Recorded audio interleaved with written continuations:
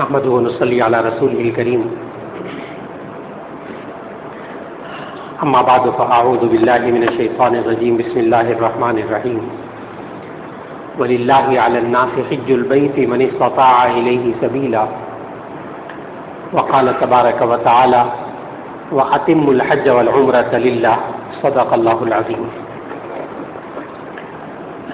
اللہ رب العزت نے آپ سب خواتین و حضرات کو حج کی سعادت کے لیے توفیق عطا فرمائی ہے۔ اللہ تعالیٰ آسان فرمائے اور قبول فرمائے۔ بار بار سفر سے پہلے بھی یہ دعا پابندی سے فرماتے رہیے، یا اللہ حج کے سفر کو آسان فرما اور قبول فرما۔ جب انسان کسی کام کو سیکھ کر، اس کو سمجھ کر، اس کے احکام اور آداب سب معلوم کر کے جب چلتا ہے تو اللہ تعالیٰ اس کام کو آسان فرما دیتے ہیں۔ اور جب انسان کسی بھی عبادت کو، کسی کام کو جب انسان اس کے آداب، اس کے فرائض، واجبات، سنتوں کے مطابق ادا کرتا ہے تو اللہ تعالیٰ اس کو قبول بھی فرما لیتے ہیں۔ پھر انسان کو یہ شک نہیں کرنا چاہیے کہ قبول ہوا کہ نہیں ہوا، یقیناً اللہ نے قبول فرما لیا انشاءاللہ۔ لہذا یہ حج تربیت کا جو مقصد ہے وہ اسی دعا کی قبولیت کے لیے ہے کہ جب حج تربیت انسان اس میں سارے اعمال سیکھ کر جائے گا اور کوئی عمل حج کے اندر سنت کے خلاف نہیں ہوگا، قرآن و سنت کے مطابق ہوگا، تو انشاءاللہ العزیز اللہ تعالیٰ پھر اسے آسان بھی فرما دیں گے اور قبول بھی فرما دیں گے۔ سب سے پہلے یہ بات کہ آپ حضرات خواتین حج کرنے تشریف لے جا رہے ہیں تو ہمیں نبی صلی اللہ علیہ وسلم نے حج کرنے کے 3 طریقے بتائے ہیں کہ آپ ان 3 میں سے کسی بھی طریقے سے حج ادا کر سکتے ہیں اپنی سہولت کو دیکھتے ہوئے۔ پہلے میں ان 3 طریقوں کے نام بتا دوں، پھر ان میں سے ہر ایک کے بارے میں عرض کروں گا۔ پہلی بات تو یہ ہے کہ ایک ہے حج افراد، ایک طریقہ حج افراد، ایک طریقہ ہے حج قران، تیسرا طریقہ ہے حج تمتع۔ یہ 3 طریقے نبی صلی اللہ علیہ وسلم نے سکھائے۔ نمبر 1 حج افراد۔ افراد کا معنی علیحدہ کرنا، الگ کرنا۔ پاکستان سے روانہ ہونے کے وقت آپ صرف حج کا احرام باندھیں اور جا کر حج کریں اور احرام کھول دیں، اس کو کہتے ہیں حج افراد۔ میں پھر الفاظ دہراتا ہوں، پاکستان سے لاہور سے روانہ ہونے کے وقت آپ حج کا احرام باندھیں اور جا کے حج کریں اور حج کر کے احرام کو کھول دیں تو یہ کہلاتا ہے حج افراد۔ لیکن اس میں پاکستان سے جانے والوں کے لیے دقت ہوتی ہے کہ پھر پاکستان سے روانہ ہونے سے لے کر حج سے فارغ ہونے تک حالت احرام میں رہنا پڑتا ہے۔ 20 دن، 25 دن، 30 دن، 20-25 دن تو کم از کم حالت احرام میں رہنا پڑتا ہے، وہ بڑی دقت کی بات ہے۔ اس لیے عام طور پر پاکستان سے روانہ ہونے والے حاجی حضرات حج افراد نہیں کرتے۔ جو وہاں قریب ہے مکہ مکرمہ کے، جدہ میں کوئی لوگ رہتے ہیں یا کوئی ریاض وغیرہ میں رہتے ہیں، یا پاکستان سے بالکل آخری فلائٹس میں جانے والے جو حضرات ہوتے ہیں، وہ حج افراد ان کے لیے آسان ہوتا ہے کہ بھی چند دن احرام باندھنا پڑتا ہے۔ پھر بھی پاکستان سے جانے والے جو حضرات آخری فلائٹوں میں بھی جائیں گے نا، انہیں جو حج کا احرام باندھنا پڑے گا وہ کم از کم 11 دن 12 دن، حج افراد کا کم از کم 11-12 دن باندھنا پڑے گا۔ اس لیے پاکستان سے جانے والے حضرات حج افراد نہیں کرتے، اور وجہ میں نے بتا دی کہ احرام کی پابندیاں اچھی خاصی وقت گزارنا پڑتا ہے۔ دوسرا طریقہ ہے حج قران۔ حج قران جس طرح قرآن لکھتے ہیں بالکل اسی طرح لفظ قران، قاف رے الف نون۔ قران کا معنی ہوتا ہے ملانا، ملنا ملانا، کہ آپ حج اور عمرے کو ملا کر ادا کرتے ہیں تو اس کو قران کہتے ہیں۔ اس کا طریقہ بھی بہت آسان کہ آپ پاکستان سے روانہ ہونے کے وقت لاہور ایئرپورٹ سے آپ حج اور عمرے دونوں کا اکٹھا احرام باندھیں، حج اور عمرے دونوں کا اکٹھا احرام باندھیں اور جا کر پہلے عمرہ کریں گے. حج قران میں پہلے جا کر عمرہ کریں گے، احرام نہیں کھول سکیں گے کیونکہ آپ حج کا بھی احرام باندھ چکے ہیں، اس لیے آپ حج کر کے احرام کھولیں گے. اب آپ فوراً بات سمجھ گئے کہ اس میں بھی وہی بات ہے کہ احرام کی بہت زیادہ لمبی مدت ہو جاتی ہے، خاص طور پر خواتین ہوں، بزرگ افراد ہوں تو بڑی مشکل پیش آتی ہے. اس لیے پاکستان سے جانے والے افراد حج قران بھی نہیں کرتے. ہاں البتہ آخری فلائٹس میں جانے والے حج قران کر لیں تو وہ 10 11 دن 12 دن احرام باندھنا پڑتا ہے، ہو جاتا ہے. تو دو پہلی قسمیں ہو گئیں، ایک حج افراد یعنی پاکستان سے جاتے وقت صرف حج کا احرام باندھنا، وہ بھی عام لوگوں کو تلقین نہیں کرنی چاہیے کیونکہ مشکل ہو جاتا ہے. نمبر 2 قران، وہ آخری فلائٹس والے مسئلہ پوچھ کر مفتیان کرام سے، چند مسئلوں کا فرق ہے، زیادہ نہیں ہے، چند باتوں کا فرق ہے، وہ سمجھ لینا چاہیے. اب تیسرا ہے حج تمتع، جو پاکستان سے جانے والے سب سے زیادہ یہ والا حج طریقہ اختیار کرتے ہیں. یہ آسان ہے بہت، یہ بہت آسان ہے حج تمتع. تمتع کا مطلب ہوتا ہے فائدہ اٹھانا، فائدہ اٹھانا، اور اللہ تعالیٰ نے اس کا ذکر سورۃ البقرہ میں فرمایا حج تمتع کا. فمن تمتع بالعمرۃ الی الحج فما استيسر من الهدی، جو بندہ حج اور عمرے کو ایک ہی سفر میں کر کے فائدہ اٹھائے تو جو قربانی میسر ہو وہاں قربانی کر دے، یہ اللہ تعالیٰ نے فرمایا. اب حج تمتع کس کو کہتے ہیں کہ آپ پاکستان سے جاتے وقت صرف اور صرف آپ عمرے کا احرام باندھیں گے، بس پاکستان سے جاتے وقت صرف آپ عمرے کا احرام باندھیں گے، حج کا بالکل نہیں، حج کی نیت بھی نہیں کرنی. پاکستان سے روانہ ہونے کے وقت آپ عمرے کا احرام باندھیں، جا کر عمرہ کریں، احرام کھول دیں، ایک دن کا کام ہے بس. پھر اس کے بعد جب حج پہ جانا ہوگا مینا، 8 ذی الحجہ کو مینا جب لے کے جائیں گے، حج کا احرام آپ باندھیں گے تو 8 9 10 8 9 10 3 دن آپ نے اور احرام باندھنا ہوگا. 10 تاریخ کو پھر احرام کھول دیں گے آپ. اس طرح پورے حج کے سفر میں حج تمتع کی صورت میں آپ نے صرف 4 دن احرام باندھنا ہے، بس 4 دن احرام کی پابندیاں، 1 دن عمرے کی اور 3 دن حج کی، بس باقی وقت میں عام کپڑوں میں. یہ سب سے زیادہ سہولت ہے کہ احرام کی پابندی یہاں پر کوئی نہیں ہوگی سارے سفر میں، 30 دن 35 دن باقی سارے یہ سب سے بڑی سہولت ہے اور آسانی ہے خواتین کے لیے بھی اور مردوں کے لیے بھی.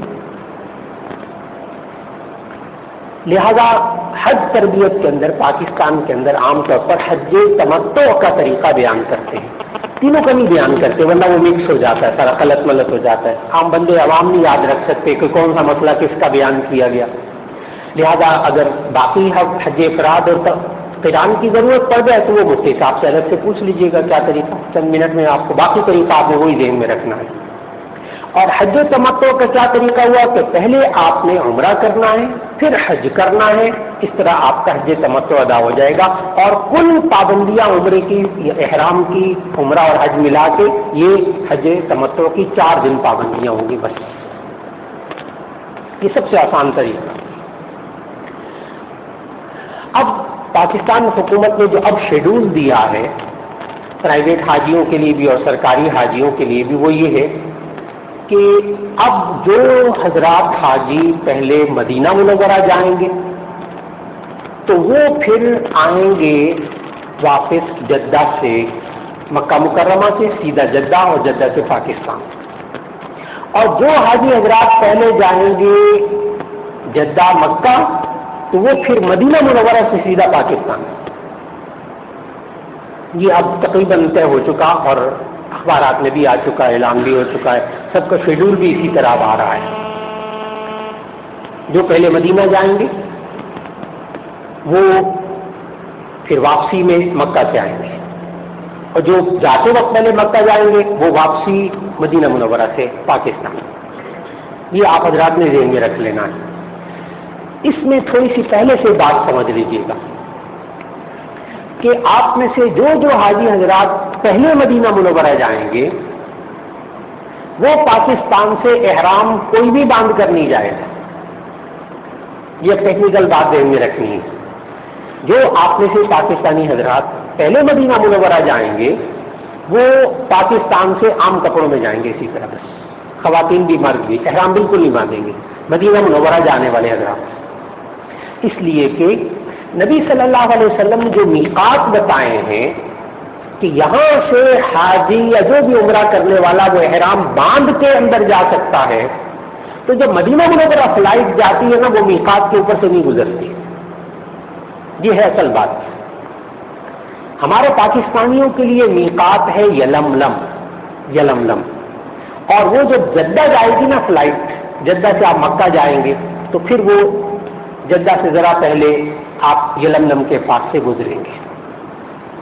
اس لیے جو حضرات پہلے مکہ جائیں گے تو وہ حضرات پاکستان سے احرام باندھ کے جائیں گے، اور جو حضرات پہلے مدینہ منورہ جن کی فلائٹ ہوگی، جنہوں نے پہلے مدینہ منورہ جانا ہے، وہ پاکستان سے احرام باندھ کے نہیں جائیں گے. اس دفعہ یہ خاص فرق ہے جو کہ آپ سب حضرات نے ذہنوں میں رکھنا ہے. اب میں عرض کروں گا، اچھا وہ حضرات کہاں سے احرام باندھیں گے جو مدینہ منورہ جائیں گے؟ وہ بھی یہیں میں بھی واضح کرتا چلا جاؤں کہ جن حضرات میں پہلے مدینہ منورہ جانا ہوگا وہ یہاں سے عام کپڑوں میں جائیں گے. مدینہ منورہ جتنے دن ٹھہرنا ہے آپ ٹھہریں گے. پھر آپ کو جب وہ بتائیں گے جی کہ اب آپ نے مکہ مکرمہ جانا ہے، تو وہاں سے بھی آپ پہلے احرام باندھیں گے. اس کا طریقہ بھی میں عرض کر دوں گا انشاءاللہ کہ آپ مدینہ منورہ میں اپنے ہوٹل ہی سے احرام باندھ کے احرام کا لباس پہن کے روانہ ہوں گے، اور پھر اس کے بعد بیر علی پر جا کر بسیں لازماً رکیں گی. بیر علی وہاں میقات ہے. بیر علی میقات ہے. اس کو کہتے ہیں جوفہ. جوفہ یہ بیر علی آج کل مشہور ہے، اور وہاں مسجد بھی بنی ہوئی ہے، وضو کی جگہ بھی ہے، نہانے کی جگہ بھی ہے، احرام باندھنے کی بھی جگہ ہے.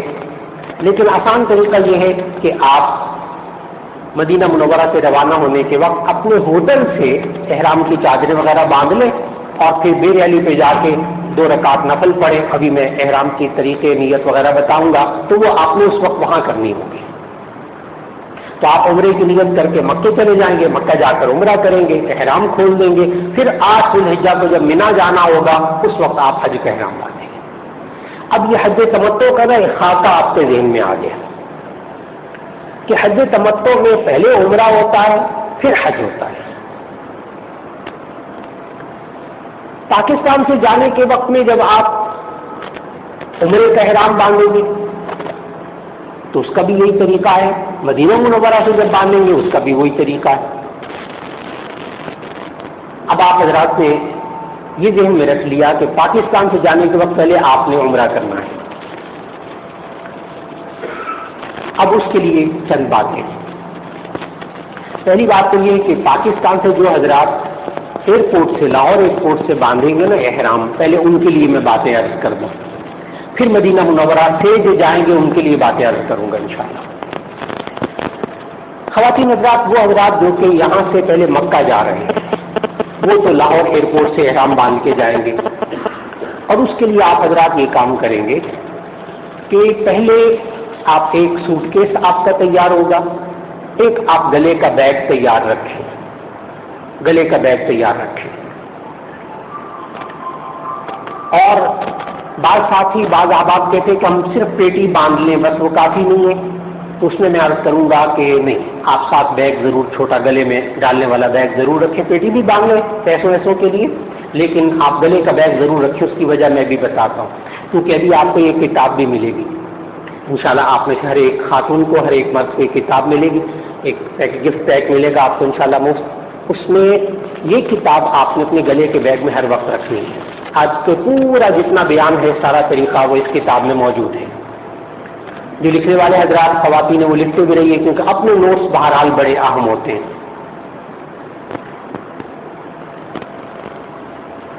آپ حضرات کا ایک سوٹ کیس ہوگا، ایک گلے کا بیگ ہوگا.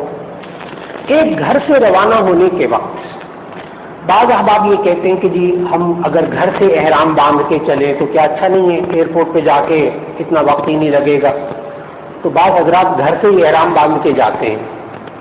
آپ حضرات جو تربیت لینے والے حضرات ہیں وہ ایسا نہ کریں، گھر سے احرام باندھ کے نہ جائیے. چاہے آپ نے ڈائریکٹ ایئرپورٹ جانا ہے تب بھی گھر سے احرام باندھ کے نہ جائیں، اس لیے کہ جب آپ ایئرپورٹ پر پہنچیں گے تو پہلے سامان کی تلاشی ہوگی، سامان اٹھانا ہے، رکھنا ہے، وہ آپ کو خود ہی کرنا پڑتا ہے تقریباً. پھر وہ سامان کو اسکینر میں سے گزارنا ہے، پھر اس کے بعد آگے جا کر بکنگ کروانی ہے، بورڈنگ کے لیے کھڑا ہونا ہے، لائنوں میں کھڑا ہونا ہے. اچھا خاصا پسینہ وسینہ آ جاتا ہے، اور کبھی احرام کھل رہا ہوتا ہے، کبھی ادھر سے گر رہا ہوتا ہے، کبھی تہبند کا سنبھالنا ہوتا ہے، تو اچھی خاصی دقت ہوتی ہے. تو ذاتی مشورہ یہ ہے کہ آپ بہتر طریقہ یہ ہے کہ آپ حضرات ایئرپورٹ پر پہنچ کر احرام باندھیں. باقی آپ لباس میں رہیں تاکہ ایزی رہے. بالکل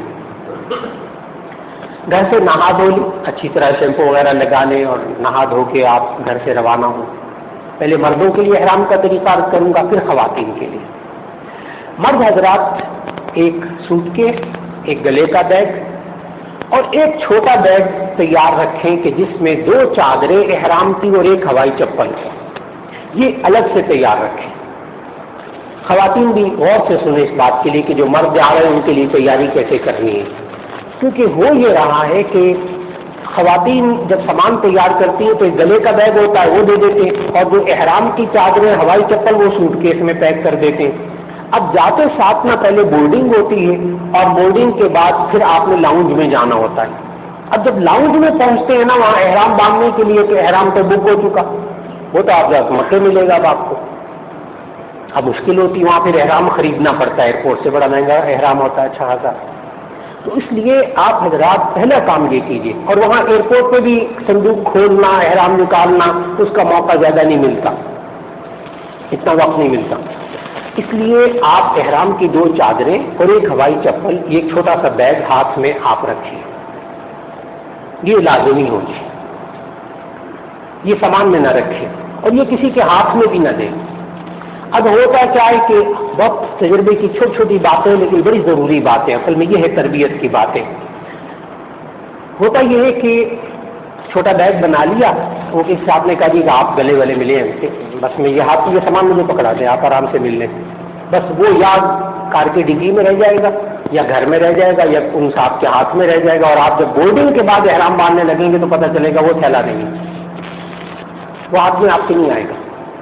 آپ نے گھر سے نکلنے کے بعد ایک گلے والا تھیلا اور ایک احرام والا تھیلا کسی کو نہیں دینا، بالکل نہ کسی کو دینا، کہیں رکھے بھی نہ، اپنے ہاتھ میں رکھیں. جب بورڈنگ ہو جائے اس کے بعد آپ آرام سے اندر جائیے. بورڈنگ کے وقت میں بھی خیال رکھیں کہ آپ کے پاس تھیلا ہے کہ نہیں، کہ بھوک تو نہیں ہو گیا، یہ اندر تو نہیں ڈال دیا. دونوں چادریں احرام کی اور ہوائی چپل یہ گھر سے لے کر جائیے. اس بارے میں ایک اور گزارش ہے کہ احرام کی دونوں چادریں اور ہوائی چپل یہ گھر میں ذرا تھوڑا سا پریکٹس کر کے دیکھیے، پہن کر دیکھیے. انشاءاللہ آج یہاں بھی آپ کو احرام باندھ کے بھی دکھائیں گے، شام کو تربیت کے بعد ابھی ظہر کے بعد احرام باقاعدہ باندھ کے بھی دکھائیں گے کیسے مردوں نے احرام باندھنا ہوتا ہے. آپ گھر میں ایک دفعہ جو آپ نے احرام لیا ہے نا اس کو تہبند کے طور پر بھی باندھ لیں اور تھوڑا سا چل کر دیکھ لیں، اور جو اوپر چادر اوڑھنی وہ بھی کھول کے اوڑھ کے دیکھ لیں، اور ہوائی چپل بھی ذرا پہن کے تھوڑا سا گھر میں چل لیں. اس لیے کہ ہم لوگ عام طور پر ہوائی چپل پہنتے نہیں ہیں گھروں میں، تو ہوائی چپل ایسی ہونی چاہیے جو بالکل آپ کے طبیعت کے مطابق ہو، زیادہ ٹائٹ بھی نہ ہو تو اس سے آپ نے اچھا خاصا پیدل چلنا ہے، چھالے نہ پڑ جائے، زیادہ ڈھیلی بھی نہ ہو، پاؤں سے نہ نکلے بار بار پسینہ آنے سے. تو ایسی ہونی چاہیے جو آپ کی طبیعت کے مطابق ہو. اس کو آپ ٹرائی پہلے گھر میں کر لیں. یہ والے چند جملے سن کے نا لوگوں نے لاہور ایئرپورٹ پر بڑی دعائیں دی. کہنے لگے جی وہ ہم نے گھر میں ٹرائی کر لیا تھا احرام پہن کے، تو جب لاہور میں ایئرپورٹ پر پہنچے ہیں تو ہم سب سے پہلے احرام باندھ کے تیار ہو کر بیٹھے تھے اور باقی سارے لوگ پریکٹس کر رہے تھے. اس لیے کہ انہوں نے احرام ہوتا اندازہ نہیں ہوتا باندھنے کا. اور یہ جنہوں نے پریکٹس کی بھی تھی گھر کے اندر، یہ جناب انہوں نے وہی چادریں کھولی اور فٹافٹ باندھ لی اور جناب سب سے پہلے احرام باندھ کے تیار ہو کے بیٹھے ہوئے تھے. تو گھر میں تھوڑی سی پریکٹس ہو جائے، اور تہبند جس طرح آپ کی مرضی ہو باندھ لیجیے، جس طرح آپ کو سہولت ہو، اس میں کوئی خاص طریقہ کوئی خاص پابندی نہیں ہے. تو آپ حضرات کو وہ جو احرام کی چادریں اور ہوائی چپل یہ آپ نے اپنے پاس رکھ لی اور آپ ایئرپورٹ روانہ ہو گئے. ایئرپورٹ پر پہنچنے کے بعد بورڈنگ ہو جائے، سیٹ نمبر مل جائے، آپ وہاں لاؤنج میں پہنچ جائیں تو لاؤنج میں باقاعدہ اعلان ہوتا ہے کہ جی آپ اب احرام باندھ لیں. باقاعدہ بار بار اردو میں بھی انگریزی میں بھی وہ اعلان کرتے ہیں کہ اب آپ احرام باندھ لیں، کھلا فلائٹ والے. وہاں آپ کے علاوہ اور کوئی حاجی نہیں ہوگا، اس لیے یہ گھبرائے نہیں، آپ ہی لوگ ہوں گے، رش نہیں زیادہ ہوگا. گھر سے نہا دھو کر جائیں، وہاں لاؤنج میں پہنچ کر سب سے پہلے آپ مرد حضرات وضو کر لیں. وضو کی بڑی صاف ستھری جگہ بنائی ہوئی ہے، لاؤنج میں پہنچ کے وضو کر لیں. وضو کرنے کے بعد پھر انہوں نے کمرہ بنایا ہوا وہ لاؤنج میں، ہر ایئرپورٹ پر ہے، لاہور ایئرپورٹ میں بڑا اچھا بنا ہوا ہے احرام باندھنے کا کمرہ. تو وہاں آپ تشریف لے جائیں. وہاں جا کے تو آپ یہ والا لباس اتار دیں گے، ایک سہبند باندھ لیں گے اور ایک اوپر چادر اوڑھ لیں گے، ہوائی چپل پہن لیں گے. اور یہ جو کپڑے آپ نے ابھی بدلے ہیں نا، تو یہ کپڑے جو اتارے ہیں اور جوتا جو اتارا ہے یہ پھر اسی ہینڈ بیگ میں رکھ لیں. یہ جو چھوٹا تھا نا جس میں احرام آپ رکھ کے لے گئے تھے، اس میں واپس رکھ لیں، کیونکہ آپ کے پاس اور کوئی چیز رکھنے والی نہیں ہوگی. اور یہ آپ کے پاس اب رہے گا مکے تک، یہ بک نہیں ہوگا. اس لیے میں نے عرض کیا کہ بیگ بڑا ضروری ہے، چھوٹا بیگ، کیونکہ آپ نے یہ والا اب لباس بدل کر اور یہ جوتا بھی یا آپ نے اسی بیگ میں رکھنا ہے اپنے پاس، چھوٹے بیگ میں، یا آپ کے ہاتھ میں رہے گا. تو اس کمرے سے باہر آ جائیے. آپ نے احرام کا لباس پہن لیا، ہوائی چپل پہن لی، اس کمرے سے باہر آ کے اب آپ نے دیکھنا ہوگا کہ وہیں لاؤنج میں مردوں کے لیے مسجد بنی ہوئی ہے نماز پڑھنے کی جگہ، اور عورتوں کے لیے الگ بنی ہوئی ہے. تو مردوں کی جو نماز پڑھنے کی جگہ لاؤنج میں بنی ہوئی ہے وہاں آپ تشریف لے جائیں.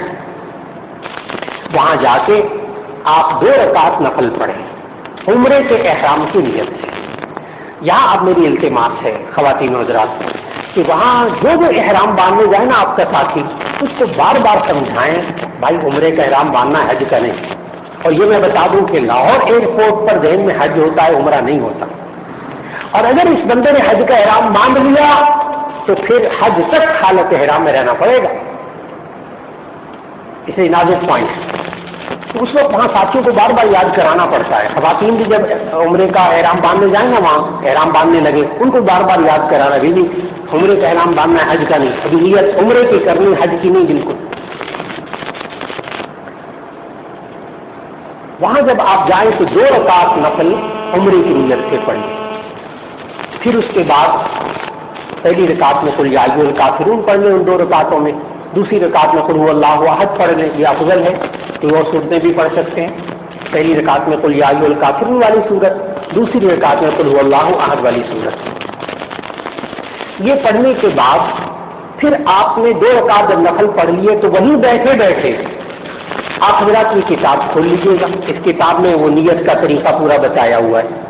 عمرے کی نیت عربی میں کر لیں، اردو میں کر لیں. عربی میں ایسے کہہ لیں گے اللہم انی ارید العمرۃ فیسرھا لی وتقبلھا منی، آسان سے الفاظ. اردو میں بھی آپ کر سکتے ہیں، پنجابی میں آپ اپنی اردو زبان میں اور کوئی زبانوں میں بھی کر سکتے ہیں، کوئی حرج کی بات نہیں. یوں کہہ لیجیے اے اللہ میں عمرے کی نیت کرتا ہوں، اس کو آسان فرما اور قبول فرما. نیت کرنے کے بعد پھر آپ نے وہیں بیٹھے بیٹھے 3 بار تلبیہ پڑھنا ہے. لبیک اللہم لبیک، تلبیہ پڑھنا ہے 3 بار وہیں بیٹھے بیٹھے. 1 بار پڑھنا زبان سے تلبیہ یہ شرط ہے، اور 3 بار پڑھنا سنت ہے. زبان سے، دل میں نہیں چاہیے، زبان سے تلبیہ پڑھنا یہ شرط ہے احرام باندھنے کے لیے. جو ہی آپ نیت کریں گے عمرے کی اور تلبیہ پڑھیں گے الحمدللہ عمرے کا احرام بن گیا. خواتین و حضرات، یہ جو مردوں نے 2 کپڑے پہنے تھے نا، 2 چادریں پہنی تھی، ان 2 چادروں کے پہننے کا نام احرام باندھنا نہیں ہے. ان الفاظ کو آپ نے سفر میں یاد رکھنا ہے. جب میں بولنے لگا ہوں یہ آپ کے بڑے کام آئیں گے انشاءاللہ، کئی مسئلے حل ہو جائیں گے، بہت آسانی ہو جائے گی. ان 2 چادروں کے باندھنے کا نام احرام باندھنا نہیں ہے. ان 2 چادروں کے کھولنے کا نام احرام کھولنا نہیں ہے. ان 2 چادروں کے کھلنے سے احرام نہیں کھلتا. ان 2 چادروں کے باندھنے سے احرام نہیں بندھتا. احرام باندھنا کس کو کہتے ہیں؟ نیت اور تلبیہ. اس پوائنٹ سے احرام بندھتا ہے، نیت اور تلبیہ، اس سے احرام بندھتا ہے. کھلتا کب ہے؟ جب آپ بال کٹوائیں گے. اس سے فائدہ کیا ہوگا اس جملے سے؟ مثال کے طور پر آپ ہوائی جہاز میں باتھ روم میں جاتے ہیں، وہ چھوٹا سا باتھ روم ہوتا ہے تنگ سا، آپ چاہتے ہیں میرا احرام گندا نہ ہو، ناپاک نہ ہو، چھینکے وینکے نہ پڑے، آپ اوپر کی چادر ہوتا ہے بند اتار کر لٹکا کر آپ واش روم کریں، فارغ ہو جائیں، پھر دوبارہ باندھ کر واپس آ جائیں، بالکل ٹھیک، آپ کا احرام نہیں کھلا۔ مکے پہنچے، گرمی ہے، پسینہ آیا، آپ نے سوچا چلو نہا دو لیں، پہلے نہا لیتے ہیں پھر چلے جائیں گے، تو آپ بغیر صابن کے وہاں نہا لیں، کیونکہ صابن خوشبودار استعمال نہیں کرنا، تو آپ نہا لیں، نہا کر آپ نہاتے وقت بھی دونوں چادریں اتاریں گے تو نہانے سے بھی احرام نہیں کھلے گا۔ یہ میں اس لیے عرض کر رہا ہوں کہ بہت سے حضرات پھر بیچارے نہاتے نہیں ہیں یا واش روم میں جاتے تو بہت دقت ہوتی ہے، کہتے ہیں احرام کھل جائے گا، وہ تو جی نہیں، احرام نہیں کھلتا دو چادروں کے کھولنے سے۔ آپ حضرات نے الحمدللہ احرام عمرے کا باندھ لیا مردوں نے، اب میں اس کو مختصر کرنے لگا ہوں۔ گھر سے روانہ ہوئے احرام کی دو چادریں لے کر، ایئرپورٹ پر پہنچے، وضو کیا، 2 رکعت نفل پڑھے اور عمرے کی نیت کی اور 3 بار تلبیہ پڑھا، الحمدللہ عمرے کا احرام بن گیا، ایک کام ہو گیا۔ اب یہاں بتاتا چلوں کہ عمرے کے اندر کل 4 کام ہوتے ہیں، بس عمرے کے اندر کل 4 کام ہیں، بندہ 4 کام کر لے تو عمرہ ہو جاتا ہے۔ بس میں ان 4 کاموں کا نام لوں گا اور ساتھ بتاؤں گا کہ ان کی حیثیت، شرعی حیثیت کیا ہے۔ نمبر 1 احرام باندھنا عمرے کے لیے، یہ شرط ہے۔ نمبر 2 خانہ کعبہ کا طواف کرنا، یہ فرض ہے عمرے میں، بڑا ضروری فرض۔ نمبر 3 صفا اور مروہ کے درمیان سعی کرنا، یہ واجب ہے، صفا اور مروہ کے درمیان سعی کرنا یہ واجب ہے۔ نمبر 4 آخر میں بال کتروانا یا منڈوانا واجب ہے۔ بس 4 کام کر لیے، عمرہ ہوگی۔ پورے عمرے کا خلاصہ آپ کے ذہنوں میں آ گیا خواتین حضرات، احرام باندھنا، طواف کرنا، سعی کرنا، بال منڈوانا، عمرہ ہو گیا۔ آپ حضرات کا پہلا کام کہ احرام باندھنا یہ مکمل ہو گیا الحمدللہ۔ اب یہی میں ذکر کرتا جاؤں کہ جو حضرات مدینہ منورہ جائیں گے وہ کیسے احرام باندھیں گے، کہ وہ اپنے ہوٹل ہی میں، کمرے میں، اپنے ہوٹل میں وہی غسل خانے میں نہا دھو کر تیار ہو کر چادریں باندھ لیں، سامان پیک کر لیں اور بس میں بیٹھ جائیں گے۔ آپ بس میں بیٹھ کر وہ لازماً رکیں گے ڈیر علی پر، یہ ان کا قانون اور ضابطہ ہے باقاعدہ، یہ گھبرانا نہیں ہے۔ تو بیر علی پہ وہاں رکیں گے، یہ میقات ہے اور یہ وہ جگہ ہے جہاں سے نبی صلی اللہ علیہ وسلم نے احرام باندھا تھا حج کا۔ تو آپ حضرات وہاں رک کر وضو نہ ہو تو وضو کر لیں اور 2 رکعت نفل پڑھیں گے، وہیں بیٹھے بیٹھے نیت کریں گے عمرے کی اور 3 بار تلبیہ پڑھیں گے، الحمدللہ عمرے کا احرام بن گیا۔ اب آپ مکے کی طرف روانہ ہو جائیں، بالکل یہی طریقہ۔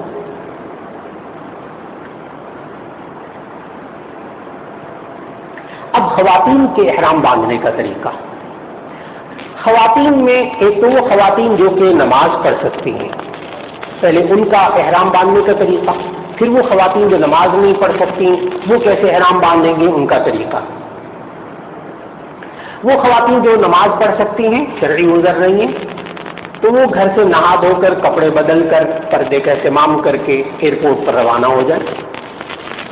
ایئرپورٹ پر جا کر تو وہ ساتھ گھر سے نا اسکارف لے جائیں، اسکارف، خواتین سر کے اوپر اوڑھنے کے لیے احرام کی حالت میں چادر یا شال استعمال نہ کریں، چادر، دوپٹہ، شال استعمال نہ کریں، وہ اسکارف استعمال کریں، اس لیے کہ طواف کرتے وقت بھی، جدہ ایئرپورٹ پر بھی، وہاں کھلی فضا ہوتی ہے، ہوا چل رہی ہوتی ہے، تو چادر اور دوپٹہ اڑتا ہے تو بال کھلتے ہیں، بال خطر ہیں خاتون کے، اس لیے اسکارف باندھیں گی تو بس مطمئن ہو جائے۔ تو خاتون ایک تو اسکارف باندھیں گی، ایئرپورٹ پر پہنچنے کے بعد وضو کریں، اسکارف باندھ لیں اور پھر اس کے بعد وہیں خاتون نماز پڑھنے کی جگہ ہوگی، وہاں خاتون جا کر 2 رکعت نفل پڑھیں اور عمرے کی نیت کریں، 3 بار تلبیہ پڑھیں، الحمدللہ خاتون کا بھی عمرے کا احرام بن گیا۔ بہت آسان کام، کوئی مشکل نہیں۔ 2 رکعت نفل، اس کے بعد عمرے کی نیت اور 3 بار تلبیہ، اب وہ خواتین جو نماز نہیں پڑھ سکتی شرعی عذر کی وجہ سے، وہ کیا کریں؟ مرد حضرات بھی اس مسئلے کو ضرور سمجھیں تاکہ وہ خواتین کو بتائیں اور خواتین بھی ضرور سمجھیں، کیونکہ حج کے سفر میں خواتین کے لیے بہت بڑا مسئلہ ہوتا ہے یہ والا کہ جی شرعی عذر آ جائے گا، ہم نماز نہیں پڑھ سکیں گے، ہمارا حج کیسے ہوگا اور ہمارا عمرہ کیسے ہوگا، اتنی مشکلات ہو جائیں گی، بہت پریشان ہوتی ہیں۔ لیکن اب میں عرض کرنے لگا ہوں کہ نبی صلی اللہ علیہ وسلم نے حضرت عائشہ رضی اللہ تعالیٰ عنہ کو صرف ایک لائن کا پیغام دیا ہے، ایک لائن کی ہدایت دی ہے، بس واقعی ایک لائن کی ہے۔ ایک وہ لائن ذہن میں رکھ لیں، انشاءاللہ العزیز پورے حج اور عمرے کے سفر میں پریشان نہیں ہوں گے۔ بالکل اپنے ذہن کو فارغ کریں جی، خواتین بھی اور مرد حضرات بھی ذہن میں رکھیں جن کے ساتھ خواتین جا رہی ہیں، پریشان نہیں ہونا۔ غور سے وہ حدیث سننی ہے، جامع ترمذی کی حدیث ہے کہ نبی صلی اللہ علیہ وسلم نے حضرت عائشہ رضی اللہ تعالیٰ عنہ کو کیا سمجھایا کہ ایسی خاتون جو شرعی عذر میں ہو، نماز نہ پڑھ سکتی ہو، وہ حج اور عمرے کے تمام کام کر سکتی ہے سوائے طواف کے، بس بات مکمل ہو گئی، بات مکمل ہو گئی۔ کیونکہ طواف مسجد میں ہوتا ہے، مسجد حرام میں، خانہ کعبہ والی مسجد میں خاتون جا نہیں سکتی، بس حج اور عمرے کے کاموں میں سے اس خاتون کے لیے کوئی مشکل نہیں ہے سوائے ایک طواف کے، تو گھبرانے کی ضرورت نہیں۔ آپ دیکھیے گا، ابھی میں بتاتا ہوں کہ احرام کیسے باندھیں گے۔ یہ خاتون جو پاکستان سے جا رہی مکہ اور انہوں نے یہاں پاکستان سے احرام باندھ کے جانا، نماز نہیں پڑھ سکتی، دیکھیے دین کتنا آسان ہے۔ بات پتہ ہو بندے کو نا تو ایسی صورت میں، اور یہ ذہن میں رکھیے گا کہ یہاں ہماری اس حج تربیت کے اندر الحمدللہ قرآن اور سنت کے مطابق بات ہوتی ہے، بس دائیں بائیں کی کوئی بات نہیں، قرآن و سنت کے مطابق 100%۔ یہ خاتون احرام کیسے باندھیں گی جو نماز نہیں پڑھ سکتی؟ جی، یہ اپنے گھر سے نہا دھو کے کپڑے بدل کے تیار ہو کر ایئرپورٹ پر پہنچے۔ یہ خاتون ایئرپورٹ پر لاؤنج میں بیٹھ کے، اب صرف جہاز میں بیٹھنا ہے یہاں سے، تو لاؤنج میں بیٹھ کر اپنے صوفے پر بیٹھے بیٹھے یہ عمرے کی نیت کریں، وضو کی نہیں کرنا انہوں نے، کچھ نہیں، بس اپنے صوفے پر بیٹھے رہیں، بیٹھے بیٹھے عمرے کی نیت کریں اور 3 بار تلبیہ پڑھ لیں، عمرے کا احرام بندھ گیا بس۔ اور وہاں جا کر ہوٹل میں 3-4 دن رکی رہیں گی، ہوٹل میں احرام بندھا رہے گا عمرے کا، پھر جب پاک ہو جائیں تو نہا دھو کر جا کر طواف کریں اور باقی جیسے اعمال بتائے جائیں گے ویسے اعمال کریں، کوئی پریشانی کی بات نہیں، کوئی پریشانی کی 1 منٹ کے لیے پریشان ہونے کی ضرورت نہیں، بشرطے کہ آپ کو بات پوری پتہ ہو۔ تو یہ الحمدللہ احرام بن گیا، کوئی پریشان ہونے کی ضرورت نہیں۔ اب خواتین و حضرات الحمدللہ آپ حضرات نے عمرے کے کاموں میں سے ایک کام آپ کو پورا اچھی طرح سمجھ میں آ گیا، وہ یہ کہ احرام کیسے باندھنا ہے۔ احرام باندھ کر آپ لاؤنج میں بیٹھے، اب آپ پر احرام کی پابندیاں شروع ہو گئی۔ میں احرام کی پابندیاں عرض کر دوں، اس لیے کہ یہ بھی ایک بڑا بوجھ ہوتا ہے حاجیوں کے لیے کہ جی وہ احرام کی پابندیاں ہوتی ہیں، کہیں کوئی بال نہ ٹوٹ جائے، فلاں نہ ہو جائے، یہ نہ ہو جائے، بڑا بیچارے ڈرے ہوئے ہوتے ہیں حاجی۔ لیکن جن حاجی حضرات نے تربیت لینے کے بعد الحمدللہ وہاں گئے ہیں، سال ہر سال سے وہ حاجی حضرات بعد میں آ کے اتنی دعائیں دیتے ہیں، کہتے ہیں پورے حج کے اندر ہمارے سے ایک بھی خلاف ورزی نہیں ہوئی احرام کی۔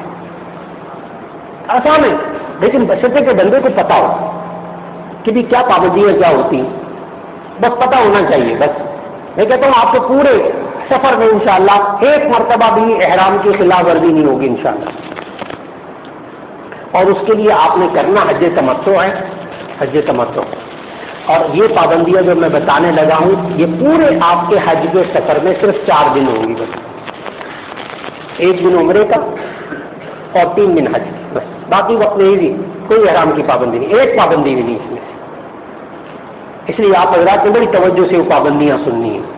کل 7 پابندیاں ہیں جو حضرات حج پہ جا رہے ہیں، عمرہ کرنے جاتے، احرام باندھنے کے بعد 7 پابندیاں ہیں۔ نمبر 1، مرد حضرات جب احرام باندھا ہو تو سلا ہوا کپڑا نہیں پہن سکتے۔ نمبر 1، مرد سلا ہوا کپڑا نہیں پہن سکتے، خواتین پہن سکتی ہیں۔ ایک شرط مکمل ہو گئی، ایک بات مکمل ہو گئی۔ مرد سلا ہوا کپڑا نہیں پہن سکتے احرام کی حالت میں. یہ پابندیاں ہیں صرف 4 دن بس. میرے محترم بار بار میں دہراؤں گا اس بات کو, گھبرانا نہیں احرام کی پابندیوں سے, پتہ ہونا چاہیے کیا کرنا ہے. سلا ہوا کپڑا نہیں پہننا احرام کی حالت میں. خواتین پہن سکتی ہیں سلا ہوا کپڑا, ان کے لیے پابندی نہیں ہے.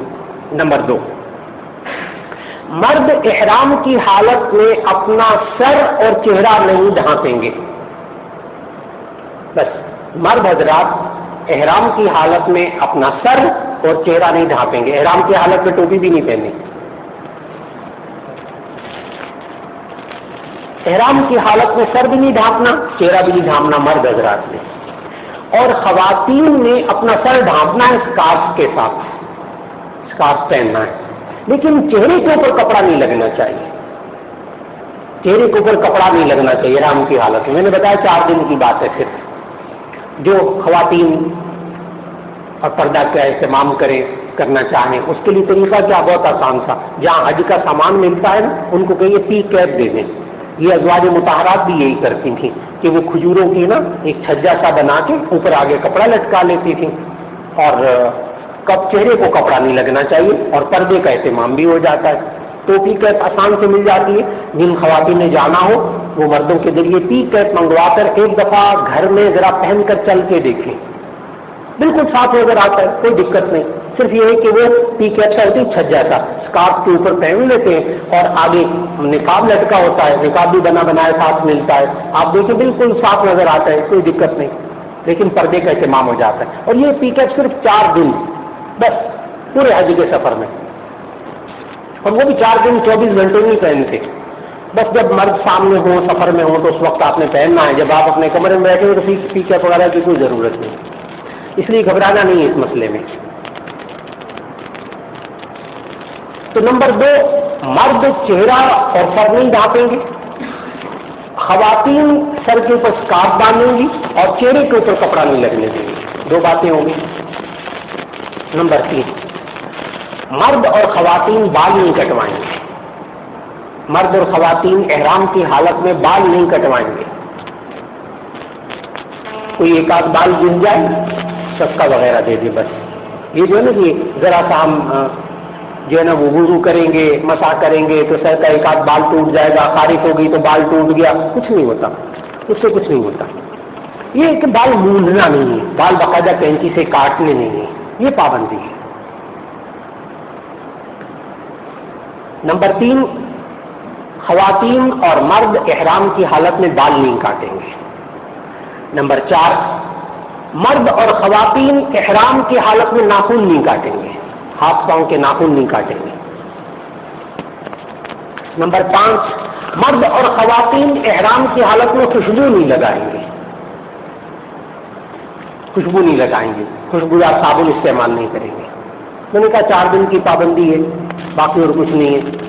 تو اگر ضرورت پڑ بھی جائے مینا میں جا کے کہ بھی نہیں ہمارا جب واش روم سے فارغ ہو کے آتے ہیں صابن بہت ضروری ہے, اس کے بغیر اطمینان نہیں ہوتا, بدبو ہو جاتی ہے فلاں, تو وہاں جب آپ پہنچیں گے نا مکہ مکرمہ تو وہاں سے آپ کو چند ریال کا بغیر خوشبو والا صابن مل جائے گا, عام مل جاتا ہے.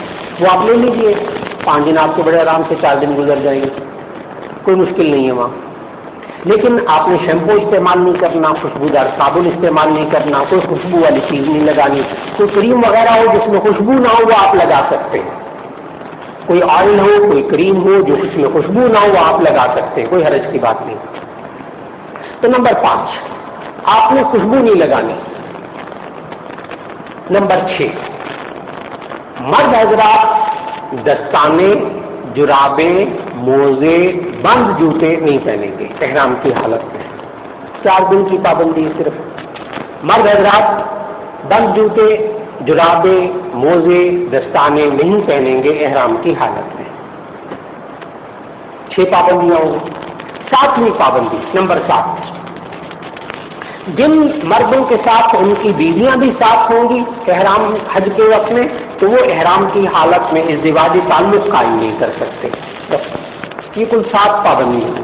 4 دن کی پابندی, یہ 7 کی پابندیاں 7 اور 7 صرف 4 دن کے لیے. 1 دن عمرہ, 3 دن حج. بس گھبرانا نہیں ہے, باقی وقت میں کوئی پابندی نہیں. الحمدللہ آپ حضرات نے حج کا احرام مکمل باندھنا نہیں، عمرے کا احرام باندھنا ہے. بار بار عرض کروں گا کہ حج کا احرام نہیں باندھنا، آپ نے عمرے کا احرام باندھنا ہے. عمرے کا احرام باندھ کے آپ حضرات تیار ہو گئے. تیار ہونے کے بعد آپ ایئرپورٹ پر بیٹھے ہوئے. اب آپ نے ہوائی جہاز میں بیٹھنا ہوگا تھوڑی دیر بعد. ہوائی جہاز میں بیٹھنے کے بعد کوئی پابندی خاص نہیں ہے، صرف ایک بات کا خیال رکھنا ہے، وہ یہ کہ باتھ روم میں جب جائیں نا کوئی بھی صاحب، تو ان کو آپ نے کہنا ہے کہ وہاں صابن رکھا ہوا ہے اور وہاں ہاتھ دھونے والا شیمپو ہینڈ لوشن رکھا ہوا ہے، وہ بالکل استعمال نہیں کرنا، وہ خوشبودار ہوتا ہے. ہر ایک کو یاد کرانا ہے جی، وہاں یاد نہیں رہتا. تو آپ حضرات نے باتھ روم کے اندر جب جائیں، ٹوائلٹ کے اندر جائیں ہوائی جہاز کے اندر، تو وہاں آپ نے صابن استعمال نہیں کرنا، ہینڈ لوشن استعمال نہیں کرنا، کوئی شیمپو ہاتھ دھونے والا استعمال نہیں کرنا، اس میں خوشبو ہوتی ہے. بس اور کوئی خاص بات نہیں ہے. پھر آپ جب جدہ ایئرپورٹ پر اتر جائیں، ایئرپورٹ پر اترنے کے بعد سب سے پہلے آپ کا امیگریشن ہوگا، پاسپورٹ پہ مہریں وغیرہ لگیں گی. اس کے بعد آپ کو ایک جگہ وہ لے جائیں گے جہاں آپ کا سامان ہوگا، وہاں سے اپنا سامان اٹھائیے. اپنا سامان اٹھا کر آپ آرام سے ایک جگہ آپ کو بتا دیں گے ایئرپورٹ پر کہ اس جگہ آپ بیٹھ جائیں. وہاں سے آگے آپ کو بسوں میں لے کے جائیں گے. تو اپنا سامان اپنے پاس رکھیں، بس کسی کے حوالے نہ کریں. اپنا سامان اپنے پاس رکھیے اور انتظار کیجیے. اب ایک کام کی بات ہے، وہاں ظاہر ہے ساری فلائٹ والے تو ایک بس میں نہیں آئیں گے، کئی چند بسیں ہوتی ہیں جن میں سب کو بٹھاتے ہیں. آپ نے ایک بات کا دھیان رکھنا ہے، جس بس میں آپ کا سامان رکھا جائے نا، آپ نے اس بس میں بیٹھنا ہے. بس اپنے سامان پر نظر رکھیں، آپ کا سامان کس بس میں رکھا گیا، آپ نے اسی بس میں بیٹھنا ہے. بڑے کام کی بات ہے، اس لیے کہ وہاں پہنچ کے نا 4-5 بسیں ہوں گی تو وہ ایک بس کہیں کھڑی ہوگی، ایک بس کہیں کھڑی ہوگی، ایک بس کہیں کھڑی ہوگی. وہاں دقت پیش آتی ہے کہ آپ نے احرام باندھا ہوا ہوگا، گرمی کا موسم ہوگا، آپ ہر بس میں اپنا سامان تلاش کر رہے ہیں، بہت مشکل ہے. آپ بس یہ ٹیکنیکل بات ہے کہ آپ جس بس میں سامان رکھا جائے آپ کا، آپ نے اسی بس میں بیٹھنا ہے. اب جب آپ بیٹھ گئے تو الحمدللہ مکہ پہنچ گئے. مکہ پہنچنے کے بعد ہوٹل میں جانے کے بعد ایک دم جلدی سے طواف کے لیے نہ جائیے گا، جلدی سے ایک دم طواف کے لیے نہ جائیے گا. آپ مکے پہنچ کر اپنے ہوٹل میں، جہاں جس بلڈنگ میں جہاں آپ کو ٹھہرائیں، وہاں پہنچ کر آرام سے اپنا سامان خود جا کر اپنے کمرے میں لے جائیں. سامان وغیرہ رکھنے کے بعد آپ کچھ کھا پی لیں، کچھ دیر آرام کر لیں، کچھ دیر آرام کر لیں. آدھا پونا گھنٹہ 1 گھنٹہ سونا چاہیں تو سو جائیے، اس لیے کہ اب آپ جب مکے میں پہنچیں گے ایئرپورٹ سے، اس وقت آپ کو گھر سے گئے ہوئے کم از کم 18-20 گھنٹے ہو چکے ہوں گے. یہ ذہن بنا کے چلنا ہے آپ نے، گھبرانا نہیں، پریشان نہیں ہونا. پہلے سے سب باتیں معلوم ہوئی تو گھبراہٹ نہیں ہوتی. تو آپ حضرات نے اپنے ہوٹل میں جا کر جلدی سے طواف کے لیے نہیں جانا. پہلے آپ اپنے کمرے میں رہیں، کھانا وانا کھائیں، آرام کریں، تھوڑی دیر سونا چاہیں سو جائیں. پسینہ وسینہ آیا ہوا آپ چاہتے ہیں نہا لیں، ذرا فریش ہو جائیں، نہا لیں، لیکن صابن استعمال نہیں کرنا، شیمپو استعمال نہیں کرنا. وہاں کمرے میں ہوٹل میں پڑا ہوگا سب کچھ، صابن بھی ہوگا اور شیمپو بھی ہوگا، بالکل سب جو جائے اس کو سمجھانا ہے بار بار. آپ یہاں پہنچ کر تازہ دم ہو جائیں، کچھ دیر سو جائیں، آرام کریں، کھا پی لیں، اس لیے کہ اب آپ نے کم از کم 3-4 گھنٹے کے لیے اپنے آپ کو فارغ رکھنا ہے عبادت کے لیے. کم از کم اتنا وقت لگ جائے گا اب جو میں آپ کو باتیں بتانے لگا.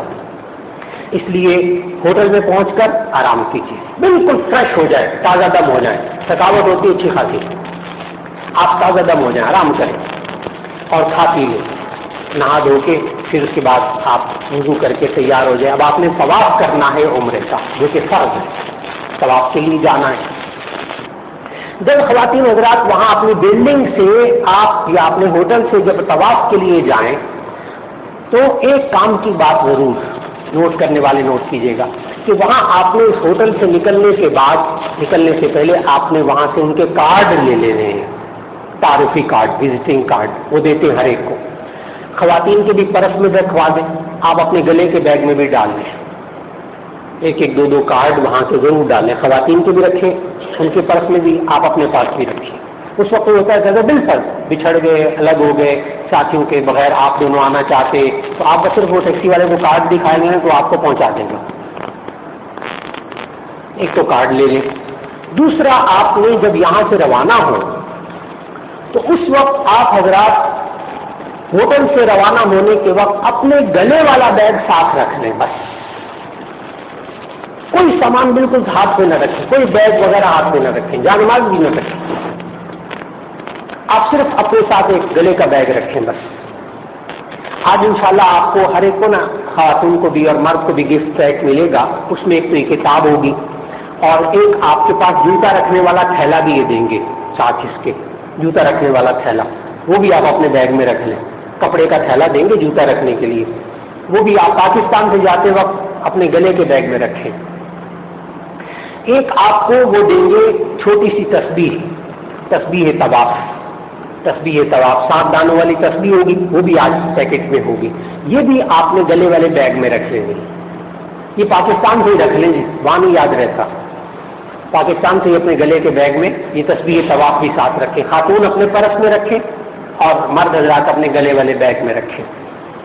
جاتے وقت زیادہ سے زیادہ پانی کی ایک چھوٹی بوتل اپنے ہاتھ میں رکھ لیں، پینے والے پانی بس.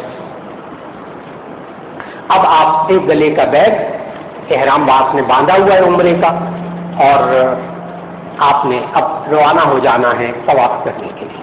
کوشش کریں کہ 4 5 6 افراد مل کر جائیں اور اپنے ساتھ کوئی تجربہ کار ساتھی بھی رکھ لیں جن کو راستے واسطے معلوم ہو، پہلے حج یا عمرہ کیا ہو. تجربہ کار ساتھی اپنے ساتھ رکھیں. اب آپ طواف کرنے کے لیے روانہ ہو جائیں. جب آپ طواف کرنے کے لیے روانہ ہوں تو بھرپور کوشش کریں کہ تازہ دم ہو، گھبراہٹ اپنے اوپر بالکل نہ آنے دیں. خوب اعتماد کے ساتھ، بڑے حوصلے کے ساتھ، ہمت کے ساتھ تلبیہ پڑھتے ہوئے، لبیک کہتے ہوئے آپ حضرات طواف کے لیے روانہ ہوں. لبیک کے سلسلے میں ایک بات عرض کرتا چلوں کہ جب بھی تلبیہ پڑھیں تو پورا پڑھیں. یہ تلبیہ نبی صلی اللہ علیہ وسلم نے سکھایا، باقاعدہ احادیث میں موجود. بعض لوگ نا وہاں آپ کو سفر میں ملیں گے بس اتنا پڑھتے ہیں، لبیک اللہم لبیک لبیک اللہم لبیک لبیک اللہم لبیک، بس اتنا پڑھتے ہیں. آپ حضرات سے، خواتین سے التماس ہے کہ جب بھی تلبیہ پڑھیں پورا پڑھیں. اس لیے اس کتاب میں بھی جو آپ کو ملے گی اس میں بھی تلبیہ لکھا ہوا ہے، جب بھی تلبیہ پڑھیں پورا پڑھیں. اچھا، اس کتاب کو بغیر وضو کے بھی ہاتھ لگا سکتے ہیں کیونکہ یہ قرآن مجید نہیں ہے. یہ سہولت ہے. جو شرعی نظر والی خواتین ہو وہ بھی اس کتاب کو لے سکتی ہیں، اپنے پاس رکھ سکتی ہیں، پڑھ سکتی ہیں، کوئی حرج کی بات نہیں ہے. جب بھی تلبیہ پڑھیں پورا پڑھیں. اس وقت برکت کے لیے تربیتی نشست ہے. خواتین سے التماس ہے کہ وہ آہستہ آواز میں تلبیہ پڑھیں. مرد حضرات سے آواز ہے کہ ذرا اونچی آواز میں تلبیہ پڑھیں. میرے ساتھ ساتھ پڑھیے گا. 3 بار ہم تلبیہ پڑھیں گے. لبیک اللہم لبیک لبیک لا شریک لک لبیک ان الحمد والنعمت لک والملک لا شریک لک. یہ ایک مرتبہ تلبیہ ہوا ہے. اب دوسری مرتبہ لبیک اللہم لبیک لبیک لا شریک لک لبیک ان الحمد والنعمت لک والملک لا شریک لک. یہ 2 مرتبہ. آپ حضرات نے جب اس طرح تلبیہ جب بھی پڑھنا ہے تو پورا پڑھنا ہے، اور جب آپ احرام باندھیں تو اس وقت بھی آپ نے اسی طرح تلبیہ پورا کا پورا ملا کر پڑھنا ہوگا. تلبیہ پڑھتے ہوئے آپ تشریف لے جائیں طواف کرنے کے لیے. جب آپ مسجد حرام کے پاس پہنچے تب کتابوں میں لکھا ہوا ہے کہ فلاں دروازے سے داخل ہو. کتابوں میں یہ لکھا ہوا ہے، لیکن اب چونکہ کئی دروازے انہوں نے بند کیے ہوئے تعمیر کے لیے، کچھ کھولے ہوئے ہیں، تو آپ حضرات کو جو دروازہ ملے بس آپ وہاں سے داخل ہو جائیں. جب آپ داخل ہو جائیں تو آپ کے تجربہ کار ساتھی وہ آپ کو بتا دیں گے کہ اس وقت نیچے رش ہے، اوپر 2nd فلور ہے، اس سے اوپر فلور ہے. وہ سارے ایئر کنڈیشن ہے. اب بہت تازہ صورتحال یہ ہے کہ انہوں نے بہت کھلے انہوں نے اوپر فلور بنا دیے ہیں، اور درمیان میں وہ جو پہلے ویل چیئر والا ہوتا تھا 2 جگہ انہوں نے بنائی ہوئی تھیں جہاں طواف ہوتا تھا، وہ انہوں نے بالکل ختم کر دی. اب آپ کو اوپر والے اور اس سے اوپر والے فلور میں سے سامنے خانہ کعبہ نظر آتا ہے، لہذا آپ کو جس فلور میں سہولت ہو وہاں آپ جا کر طواف شروع کر دیجیے۔ جب آپ جائیں مسجد حرام میں داخل ہوں تو نگاہوں کو نیچی رکھیں اور آپ تلبیہ پڑھتے ہوئے داخل ہوں۔ جب آپ دیکھیں کہ اب خانہ کعبہ نظر آنے والا ہے تو اپنی نگاہوں کو جھکائے رکھیں، آہستہ آہستہ آہستہ ایسی جگہ پہنچ جائیں جہاں خانہ کعبہ نظر آئے، زمین پہ ہو تو بھی، اوپر والے فلور میں ہو تو بھی آپ سب سے پہلا کام یہ کیجئے کہ سامنے آپ دیکھیں گے تو خانہ کعبہ نظر آ رہا ہوگا، نظریں جھکا کر آپ پاس کھڑے ہو جائیں، کھڑے ہو کر اب آپ خانہ کعبہ کو دیکھیے۔ ابھی طواف جلدی نہ کریں، پہلے خانہ کعبہ کو دیکھیے، اس لیے کہ خانہ کعبہ کو دیکھتے ساتھ جو دعا مانگیں گے وہ قبول ہوگی، اس وقت وہاں ٹائم دیجیے تھوڑا سا۔ مختلف کتابوں میں مختلف دعائیں لکھی ہیں، لیکن ایک دعا جو کہ آپ خانہ کعبہ کو دیکھتے ساتھ سب سے پہلے دعا مانگیے وہ یہ کہ اے اللہ میں جو دعا مانگوں وہ قبول فرما۔ بس جاتے سب پہلے یہ دعا مانگے، پھر اس کے بعد ایمان کی، ہدایت کی، اپنے بچوں کے لیے، گھر والوں کے لیے، اپنے ملک کے لیے، پوری امت کے لیے خوب دعائیں مانگے۔ یہاں ٹائم دے تھوڑا سا، خانہ کعبہ کو دیکھتے رہیے، زیارت کرتے رہیے اور ہاتھ اٹھا کر دعائیں مانگیے۔ بڑی عجیب کیفیات ہوتی ہے اس وقت، دعائیں مانگیے۔ میں نے کہا جلدی نہیں کرنی، اب آرام آرام سے دعائیں مانگنے کے بعد نہ پھر ایک تسلی سی ہو جاتی ہے، طبیعت میں ٹھہراؤ آ جاتا ہے۔ اب آپ نے طواف شروع کرنا ہے۔ عام کتابوں میں جتنی بھی کتابیں آپ پڑھیں گے نا وہاں اس میں لکھا ہوا ہے کہ طواف شروع کریں اس جگہ سے جہاں کالی پٹی بنی ہوئی ہے، وہاں سے طواف شروع کریں، یہ عام کتابوں میں لکھا ہوا ہے۔ لیکن اب صورتحال یہ ہے، تازہ ترین صورتحال کہ انہوں نے وہ کالی پٹی ختم کر دی۔ کیوں ختم کر دی؟ وہ شرعی کوئی چیز نہیں، نبی صلی اللہ علیہ وسلم نے کوئی مقرر نہیں کی تھی۔ اصل بات میں بتاتا ہوں آپ کو کہ نبی صلی اللہ علیہ وسلم نے اصل میں ہمیں یہ سمجھایا تھا کہ طواف کہاں سے سٹارٹ کرنا ہے، کہاں سے شروع کرنا ہے۔ نبی صلی اللہ علیہ وسلم نے سمجھایا تھا کہ طواف وہاں سے شروع کرنا ہے، خانہ کعبہ کا وہ کونا جس کونے میں حجر اسود لگا ہوا ہے وہاں سے آپ نے طواف شروع کرنا ہے۔ بس اتنی سی بات ہے، یہ ہے اصل بات کہ خانہ کعبہ آپ نے طواف کہاں سے شروع کرنا ہے، خانہ کعبہ کا جی اس کونے سے شروع کرنا ہے جس کونے میں حجر اسود لگا ہوا ہے۔ اب وہ حجر اسود جو لگا ہوا ہے وہ عام بندے کے کندھے کے برابر لگا ہوا ہے، جب رش ہوتا ہے تو وہ نظر نہیں آتا کہ کس کونے میں لگا ہوا ہے، اس لیے پہلے انہوں نے وہ کالی پٹی بنائی ہوئی تھی فرش پر جس سے پتہ چل جاتا تھا بھی یہ جگہ آ گئی، اب یہاں سے آپ نے طواف شروع کرنا ہے۔ اب ہجوم رش بڑا ہو گیا تو وہ پاؤں کے نیچے پٹی نظر نہیں آتی تھی، اتنے بندے اتنے انسان، تو انہوں نے وہ پٹی ختم کر دی، اب اور سہولت والا کام کر دیا انہوں نے۔ اب یہ کیا ہے انہوں نے کہ جس حجر اسود والا کونا، خانہ کعبہ کا وہ کونا جس میں حجر اسود لگا ہوا ہے، اس کونے کے بالکل سامنے برآمدے میں انہوں نے گرین رنگ کی ٹیوب لائٹ لگا دی ہے، لمبی، نیچے زمین پہ بھی لگا دی ہوئی ہے، اوپر کے فلور بنائے انہوں نے بھی، وہاں دور سے نظر آ جاتی ہے آپ کو کہ وہ گرین ٹیوب لائٹ وہ ہے، ایک ہی لگائی ہے انہوں نے گرین ٹیوب لائٹ، ہر فلور میں لگی ہوئی ہے، گھبرانے کی ضرورت نہیں۔ تو دعائیں مانگنے کے بعد آپ نے دیکھنا وہ گرین ٹیوب لائٹ کہاں ہے۔ اب میں اس گرین ٹیوب لائٹ، سبز ٹیوب لائٹ کا بار بار ذکر کروں گا جی، یہ ٹیکنیکل پوائنٹ ہے، اس کو ذہن میں رکھنا ہے جی، کیونکہ یہاں سے طواف شروع کرنا اور یہی ختم ہوگا۔ تو آپ نے وہاں کھڑے کھڑے دیکھنا ہے، پوچھ بھی لیں یہاں کہاں طواف کہاں سے شروع ہوتا ہے، آپ کو نظر آ جائے گی دور سے ہی کہ جی وہ گرین ٹیوب لائٹ ہے۔ وہ گرین ٹیوب لائٹ سے ذرا پہلے اپنے آپ کو روک لیں، گرین ٹیوب لائٹ سے ذرا پہلے آپ مردوں میں 3 کام کرنے ہیں اور خواتین میں اس میں سے 2 کام کرنے ہیں۔ گرین ٹیوب لائٹ سے ذرا پہلے جہاں رش ہوتا ہے نا وہاں ذرا سا اپنے آپ کو ایک سائڈ پہ کر لیں، رش پہ کھڑے ہو کر نہیں، برش سے ذرا سے اس طرف ہو کر جگہ بن جاتی ہے، آپ رش سے ذرا سے ایک طرف ہو کر گرین ٹیوب لائٹ سے پہلے مردوں نے 3 کام کرنے ہیں اور خواتین نے 2۔ نمبر 1، گرین ٹیوب لائٹ سے پہلے طواف شروع کرنے سے پہلے آپ نے تلبیہ پڑھنا بند کر دینا۔ اب لبیک اللہم لبیک نہیں کہنا، طواف کے دوران بھی نہیں کہنا،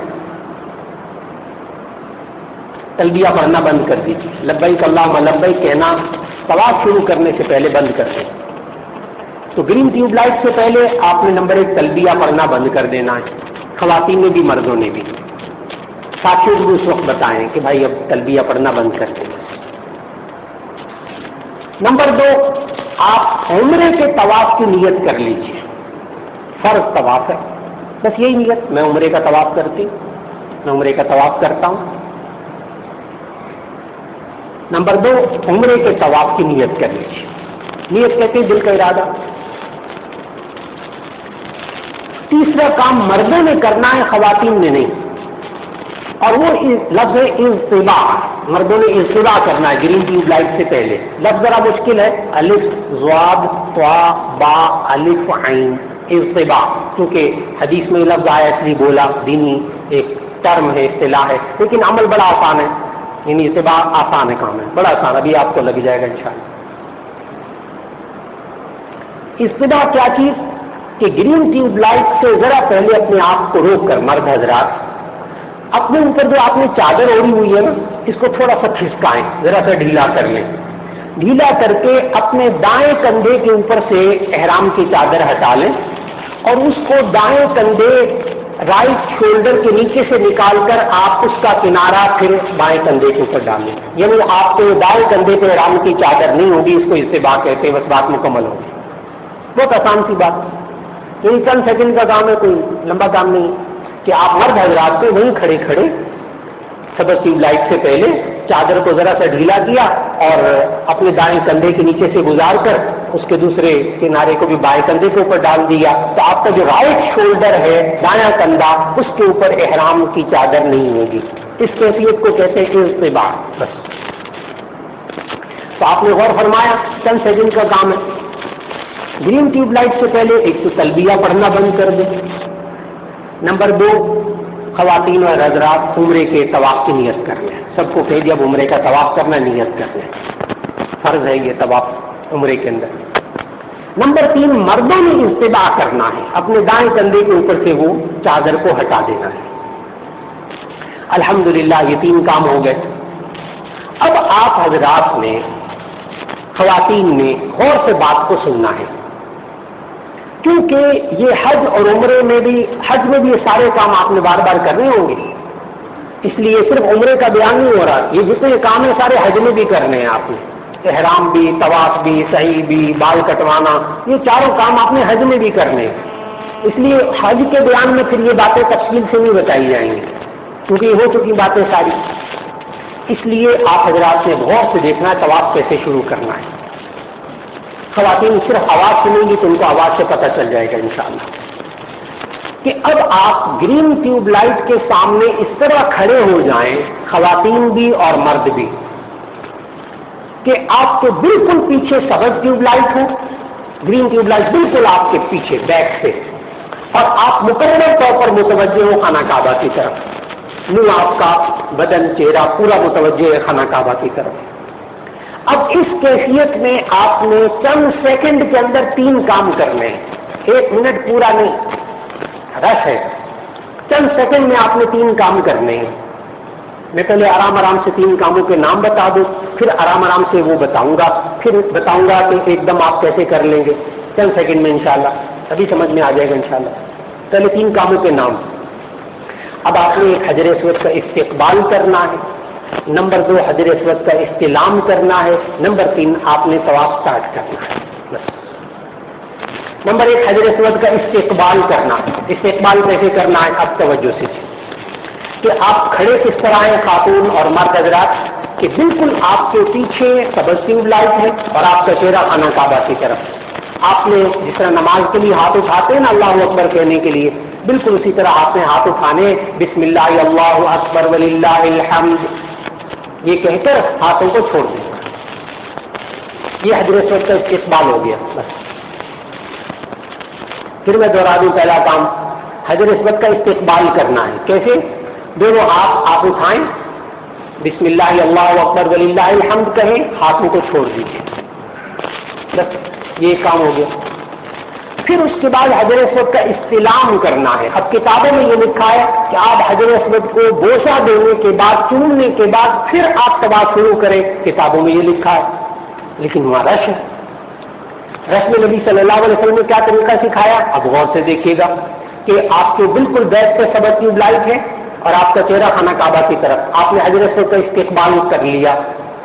پہلے کیا کہا؟ نمبر 1 بسم اللہ اللہ اکبر وللہ الحمد کا، ہاتھوں کو چھوڑ دیا، حجر اسود کا استقبال ہو گیا. اب نمبر 2 حجر اسود کا استلام. اسی پوزیشن میں کھڑے کھڑے خواتین حضرات اب آپ نے کندھوں تک ہاتھ اٹھانے بس، اور اپنی ہتھیلیاں خانہ کعبہ کی طرف رکھنی. کندھوں تک ہاتھ اٹھا لیں، گویا کہ آپ نے حجر اسود پہ ہاتھ رکھے ہوئے. یہ ہے اصل. کندھوں تک ہاتھ اٹھا لیں کہ حجر اسود اتنا ہی اونچا لگا ہوا ہے، تو آپ نے ہتھیلیاں حجر اسود کی طرف خانہ کعبہ کی طرف رکھنی ہے اور کہنا ہے بسم اللہ اللہ اکبر وللہ الحمد. یہ کہہ کر ہاتھوں کو چوم لیں، اپنے ہاتھوں کو چومیں اور ہاتھوں کو چھوڑ دیجیے. حجر اسود کا استلام ہو گیا. اب آپ نے وہیں کھڑے کھڑے آپ نے طواف شروع کر دیا. پھر میں عرض کروں، اب آپ دیکھیے گا کہ چند سیکنڈ لگیں گے آپ کو، منٹ میں پورا نہیں لگانا. آپ نے کوئی دعائیں بھی نہیں مانگنی کھڑے ہو کے، بس یہاں سے آپ نے کیا کرنا ہے کہ آپ آئے اور بالکل آپ کے بیک پہ سبز ٹیوب لائٹ اور آپ کے سامنے بالکل خانہ کعبہ. یہ آپ نے ہر طواف، جب بھی طواف کریں گے آپ نے یہی کام کرنا ہے. اس لیے بڑی توجہ سے اس کو سیکھنا ہے کہ بالکل بیک پہ سبز ٹیوب لائٹ اور چہرہ آپ کا خانہ کعبہ کی طرف. تو آپ نے 3 کام کرنے ہیں. نمبر 1 حجر اسود کا استقبال، کانوں تک ہاتھ اٹھائے جس طرح تکبیر تحریمہ میں خواتین مرد ہاتھ اٹھاتے، بسم اللہ اللہ اکبر وللہ الحمد کہا، ہاتھوں کو چھوڑ دیں. پھر فوراً بسم اللہ اللہ اکبر وللہ الحمد کہا، ہاتھوں کو چوما، ہاتھوں کو چھوڑا اور طواف شروع کر دیں. چند سیکنڈ میں یہ کام کرنا ہے آپ نے، منٹ بھی پورا نہیں لگے گا ان کا. اچھا، وہاں طواف شروع کرتے ہوئے ہجوم ہوتا ہے نا، بعض لوگ ادھر جا رہے ہیں، بعض لوگ ادھر پھر رہے ہیں، بعض لوگ طواف کر کے فارغ ہو رہے ہیں، تو وہاں ایک ہجوم ہوتا ہے سبز ٹیوب لائٹ کے پاس. اس وقت بندے کو ایک دم سمجھ میں نہیں آتا کدھر کو طواف شروع کرنا ہے، کدھر جانا ہے. تو آپ نے گھبرانا نہیں ہے، لوگوں کو نہیں آپ نے دیکھنا. آپ نے کیا کرنا ہے کہ جہاں آپ کھڑے ہیں نا، وہیں آپ نے اس طرح اپنے رخ کو بدلنا ہے کہ آپ کے رائٹ، آپ کے دائیں طرف وہ گرین ٹیوب لائٹ ہو اور آپ کے لیفٹ پہ خانہ کعبہ ہو اور آپ چلنا شروع کر دیں. طواف شروع ہو گیا آپ کا. گھبرانا نہیں. آپ نے طواف کیسے شروع کرنا ہے کہ گرین ٹیوب لائٹ کے پاس کھڑے کھڑے آپ نے ایک دم رخ بدلا اور بدل کے دائیں طرف آپ کے گرین ٹیوب لائٹ ہونی چاہیے اور لیفٹ پہ آپ کے خانہ کعبہ ہونا چاہیے اور چلنا شروع کر دیں. بس الحمدللہ آپ کا طواف شروع ہو گیا. جب آپ پھر گول گھوم کر اس گرین ٹیوب لائٹ کے پاس آئیں گے تو آپ کا ایک چکر پورا ہو جائے گا. اس طرح 7 چکر لگائیں گے تو ایک طواف ہوگا. 7 چکر لگائیں گے تو ایک طواف ہوگا. تو آپ حضرات آرام آرام سے چلیے، گھبرانا نہیں ہے. اس طواف کے دوران آپ دعائیں بھی مانگ سکتے ہیں، خاموش بھی رہ سکتے ہیں. تیسرا کلمہ پڑھ لیجیے، درود شریف پڑھ لیجیے. تلبیہ نہیں پڑھنا، لبیک اللہم لبیک نہیں، وہ تو بند ہو گیا. آپ دعائیں مانگیے، خاموش رہیے، ذکر اذکار کر لیں. تیسرا کلمہ، چوتھا کلمہ پڑھتے ہوئے گول گھومتے رہیے.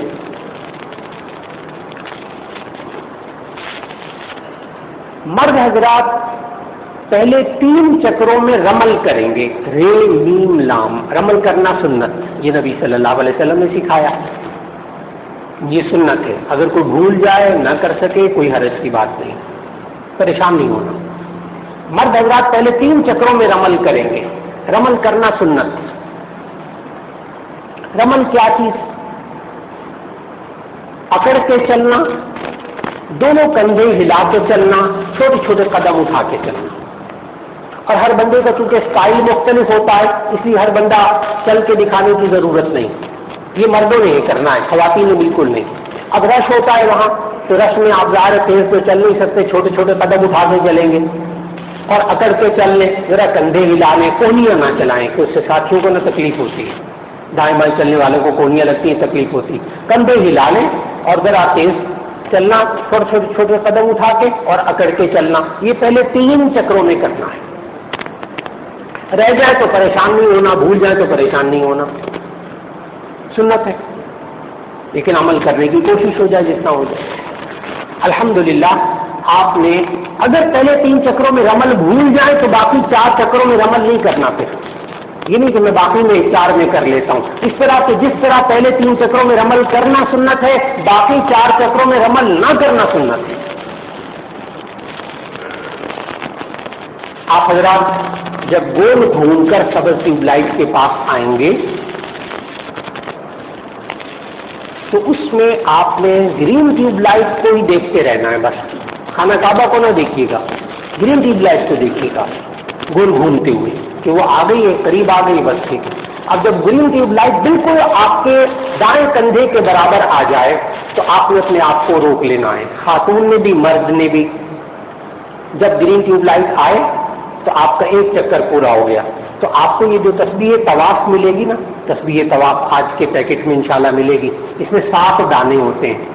تو آپ نے 1 دانہ اپنی جگہ سے ہلا لینا ہے، جس کا مطلب 1 چکر پورا ہو گیا. ویسے تو 7 چکر ہوتے ہیں، گننا کیا مشکل ہے، 7 ہی ہوتے ہیں. لیکن وہاں ہوتا کیا ہے کہ چوتھے 5ویں چکر میں نا ایک دوسرے سے پوچھتے کتنے چکر ہو گئے، وہ کہتا ہے 5، وہ کہتا ہے 6. بس وہیں سے شک شروع ہو جاتا ہے. اور اگر آپ نے اپنی انگلی میں وہ تسبیح طواف ڈالی ہوئی ہے، بس آپ اس میں سارے چکروں میں آپ کسی سے نہیں پوچھیں گے کتنے چکر ہوئے، کوئی شک نہیں پڑے گا. اچھا ایک بات اور عرض کر دوں، وہاں جب پہلا چکر مکمل ہونا تو سارے ساتھیوں کو یاد بھی کرائیے گا یہ دانہ اپنی جگہ سے ذرا ہلا لیں تسبیح کا، اس لیے کہ وہاں گھبراہٹ میں نا وہ دانہ ہلانا بھی یاد نہیں رہتا. پھر وہ آگے جا کر کہتے ہیں میرے تو 2 دانے ہوئے، کہتے میرے 3 دانے ہوئے. اتنا وہاں نا آپ سبز ٹیوب لائٹ کے پاس پہنچ کے ساتھیوں کو ذرا، گھر والے ہیں، اہلیہ ہیں کہ اور دوسرے ساتھی ہیں، وہ جی 1 چکر پورا ہو گیا، 1 دانہ ہلا لیں، اب 2 چکر پورے ہو گئے، 2 دانے ہلا لیں. تو انشاءاللہ العزیز پورے طواف کے اندر آپ کو سکون رہے گا طبیعت میں. الحمدللہ جب آپ 7 چکر پورے لگا لیں گے تو میں عرض کر رہا تھا کہ جب آپ پہلا چکر لگا کر سبز ٹیوب لائٹ کے پاس آئیں گے نا تو آپ نے ہر چکر کے ختم پہ بھی آپ نے استلام کرنا ہے. ہر چکر کے ختم پہ استلام کرنا ہے. وہ کیسے، اس کا ذرا طریقہ سنیے گا غور سے، اور آپ کو خواتین آپ کو صرف سن کر ہی پتہ چل جائے گا. گول گھومتے گھومتے گھومتے آپ نے گرین ٹیوب لائٹ پہ نظر رکھنی ہے. جب گرین ٹیوب لائٹ بالکل پاس آ جائے اور آپ کے دائیں کندھے کے برابر گرین ٹیوب لائٹ ہو اور بائیں کندھے پہ خانہ کعبہ ہو تو آپ نے اپنے آپ کو روک لینا. بس ٹیوب لائٹ کو دیکھتے جائیں. کیوں؟ اس لیے عرض کر رہا ہوں کہ وہاں خانہ کعبہ نظر نہیں آ رہا ہوتا، رش میں نا وہاں خانہ کعبہ نظر نہیں آ رہا ہوتا اوپر کے فلورز میں. تو آپ نے گرین ٹیوب لائٹ کو دیکھتے رہنا ہے. بس گرین ٹیوب لائٹ آ گئی تب آپ نے اپنے آپ کو روک لینا ہے. اپنے پاؤں اسی طرح رکھے جس طرح چلتے ہوئے آئے نا، بالکل گرین ٹیوب لائٹ کے پاس اپنے آپ کو چند سیکنڈ کے لیے روکیں، چند سیکنڈ کے لیے. اور آپ نے استلام کیسے کرنا ہے؟ اپنے صرف چہرے کو خانہ کعبہ کی طرف کر لیں، چہرے کو خانہ کعبہ کی طرف کر لیں اور بسم اللہ اللہ اکبر وللہ الحمد کہہ کے ہاتھوں کو چومیں، ہاتھوں کو چھوڑ دیجیے اور دوسرا چکر شروع کر دیجیے. چند سیکنڈ میں جب 7 چکر آپ پورے لگا لیں گے تو آپ نے غور فرمایا کہ اس میں آپ کے 8 استلام ہوں گے. 8 استلام، ہر چکر کے شروع میں استلام اور آخر میں بھی استلام، تو کل 8 استلام آپ کے ہو گئے. یہ سنت عمل. 8 استلام الحمدللہ پورے ہو گئے اور آپ کا طواف بھی پورا ہو گیا. طواف کر کے جب فارغ ہو جائے تو اب اپنے دائیں کندھے کے اوپر سے وہ جو آپ نے قبا کیا ہوا تھا، چادر ہٹائی ہوئی تھی، یہ 7 چکر پورے کرنے کے بعد اب مرد حضرات اپنی چادر کو اسی طرح پہلے کی طرح لپیٹ لیں، دونوں کندھوں کو ڈھانپ لیں.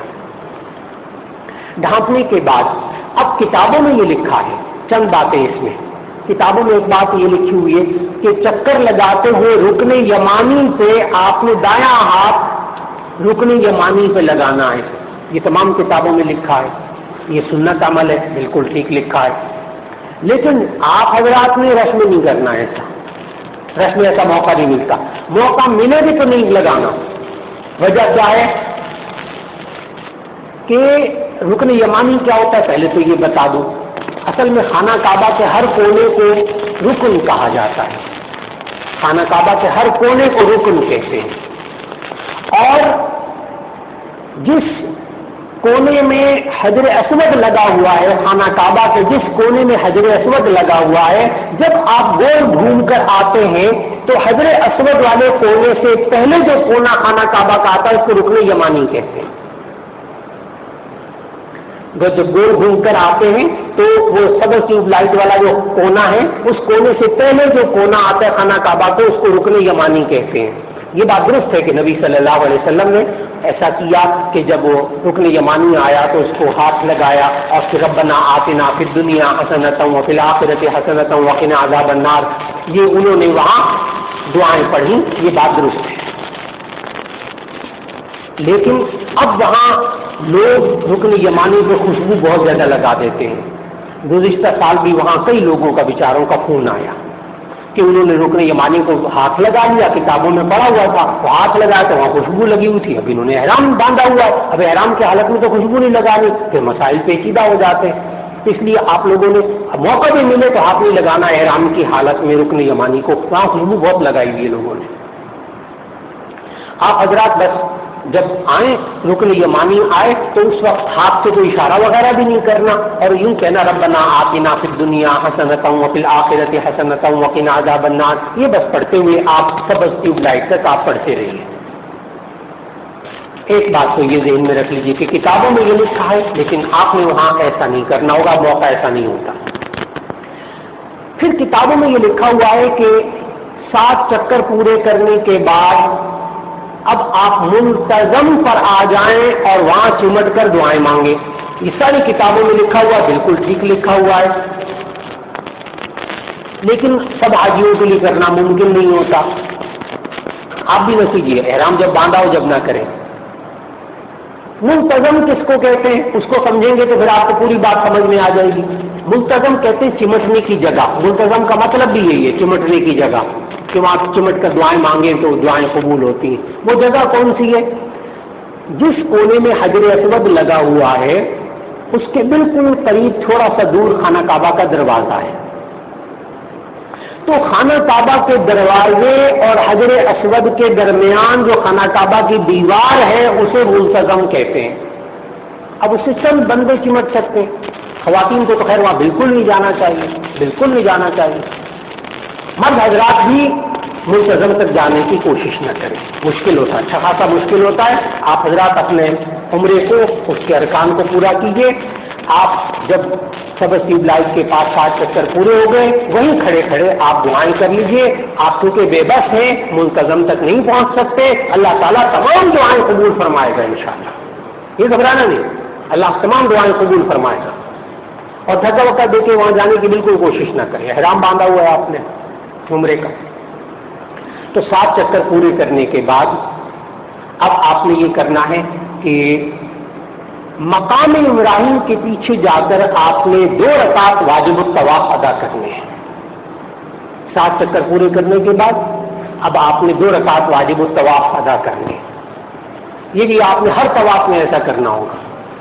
7 چکر پورے کرنے کے بعد 2 رکعت واجب الطواف آپ نے ادا کرنے مقام ابراہیم کے پیچھے۔ خانہ کعبہ کا جس سائڈ پہ دروازہ ہے نا، خانہ کعبہ کا دروازہ، اس دروازے کی ہی طرف تھوڑا سا آگے دیکھیں گے تو ایک جار پڑا ہوا ہے، پنجرا نما جار سا رکھا ہوا ہے شیشے کا، اس کے اوپر سنہری جالی بھی ہے۔ اس کے اندر وہ پتھر رکھا ہوا ہے جس پر کھڑے ہو کر حضرت ابراہیم علیہ السلام نے خانہ کعبہ کی تعمیر کی تھی۔ اور اس مقام ابراہیم کا ذکر اللہ تعالیٰ نے قرآن مجید میں بھی فرمایا۔ یہاں نماز پڑھنے کے بارے میں بھی قرآن مجید میں آیت ہے، میں پڑھنے لگا ہوں۔ اللہ تعالیٰ نے مقام ابراہیم اور وہاں نماز پڑھنے کا ذکر قرآن مجید میں فرمایا ہے، اس لیے عمرے اور حج میں یہ کام کرتے ہیں طواف کے بعد۔ اللہ تعالیٰ نے فرمایا وَاتَّخِذُوا مِن مَّقَامِ إِبْرَاهِيمَ مُصَلًّى، وَاتَّخِذُوا مِن مَّقَامِ إِبْرَاهِيمَ مُصَلًّى، تم مقام ابراہیم کو یعنی ابراہیم کے کھڑے ہونے کی جگہ کو نماز پڑھنے کی جگہ بناؤ۔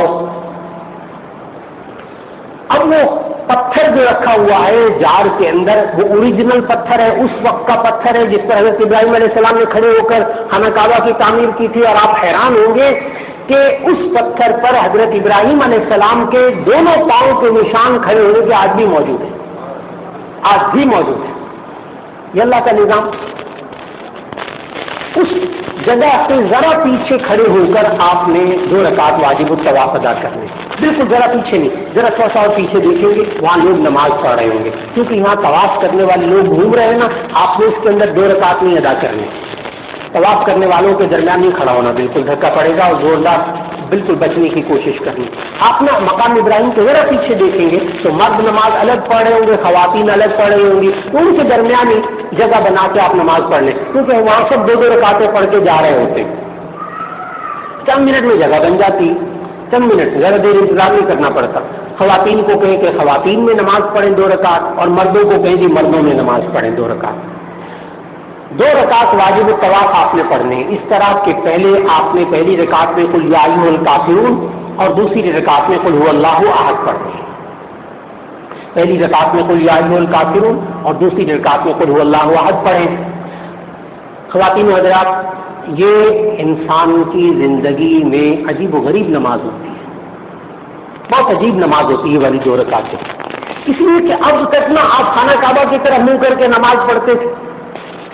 آج سامنے خانہ کعبہ ہے, آج سامنے خانہ کعبہ ہے, آپ دیکھ رہے ہیں اور نماز پڑھ رہے ہیں. بہت عجیب کیفیات ہوتی ہیں ان 2 رکعتوں میں.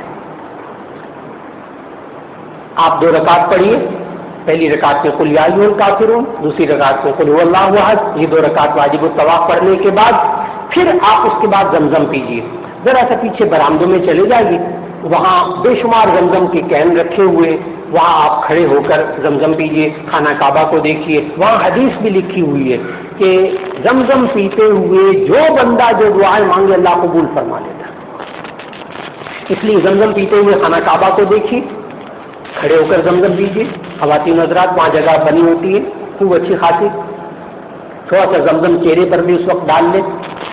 گرمی ہوتی ہے, روز ہو کر بندہ فارغ دعائیں کر کے فارغ ہوتا ہے, اور اس وقت زمزم چہرے پر ڈالیں, بڑا سکون ملتا ہے. ٹھنڈا ٹھنڈا زمزم پئیں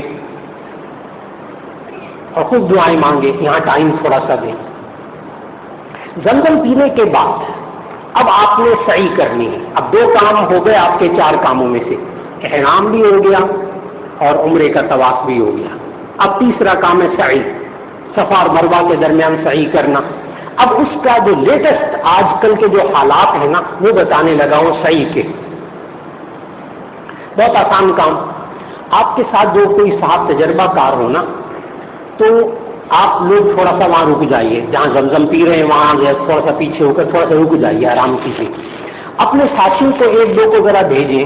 وہاں انہوں نے صفا اور مروہ کے درمیان اب کئی فلور بنا دیے ہیں صحیح کرنے کے. وہ ذرا جا کر دیکھ رہے ہیں کہاں رش نہیں ہے, وہاں جا کر آرام سے صحیح کیجیے, دھکا بھی نہیں پڑے گا, اور فل ایئر کنڈیشن ہے. کوئی آرام سے وہاں جا کر صحیح کیجیے. اس لیے آپ حضرات رش کی جگہ میں صحیح نہ کریں. دیکھیں کس فلور میں رش نہیں ہے, وہاں چلے جائیے. اس کا طریقہ کیا کہ آپ جب 2 رکعت واجب الطواف ادا کر کے فارغ ہوں گے تو وہیں دیکھیے گا آپ کو بورڈ نظر آئے گا صفا.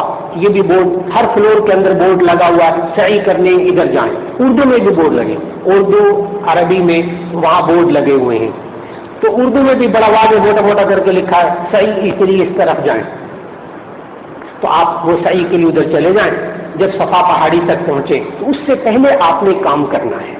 جب زمزم پی کر فارغ ہو جائے نا تو صحیح کے لیے جانے سے پہلے استلام نمبر 9 کرنا سنت ہے. اس وقت گھبراہٹ میں یہ والا استلام رہ جاتا ہے. یہ زمزم پینے کے بعد صحیح شروع کرنے سے پہلے, صفا پہاڑی پہ جانے سے پہلے آپ نے استلام نمبر 9 کرنا سنت ہے. سنت ہے, رہ جائے کوئی حرج نہیں, آپ کا عمرہ ٹھیک ہو جائے گا. لیکن آپ اس استلام کو کیسے کریں گے؟ زمزم پینے کے بعد جہاں زمزم پی آئے وہیں دیکھیں گرین ٹیوب لائٹ کہاں ہے, گرین ٹیوب لائٹ کہاں ہے. وہ گرین ٹیوب لائٹ کے پاس جا کے بسم اللہ اللہ اکبر وللہ الحمد کہہ کے ہاتھوں کو چوما, ہاتھوں کو چھوڑا, یہ حجر اسود کا استلام ہو گیا. یہ استلام ہو گیا. اب آپ صحیح کے لیے تشریف لے جائیں.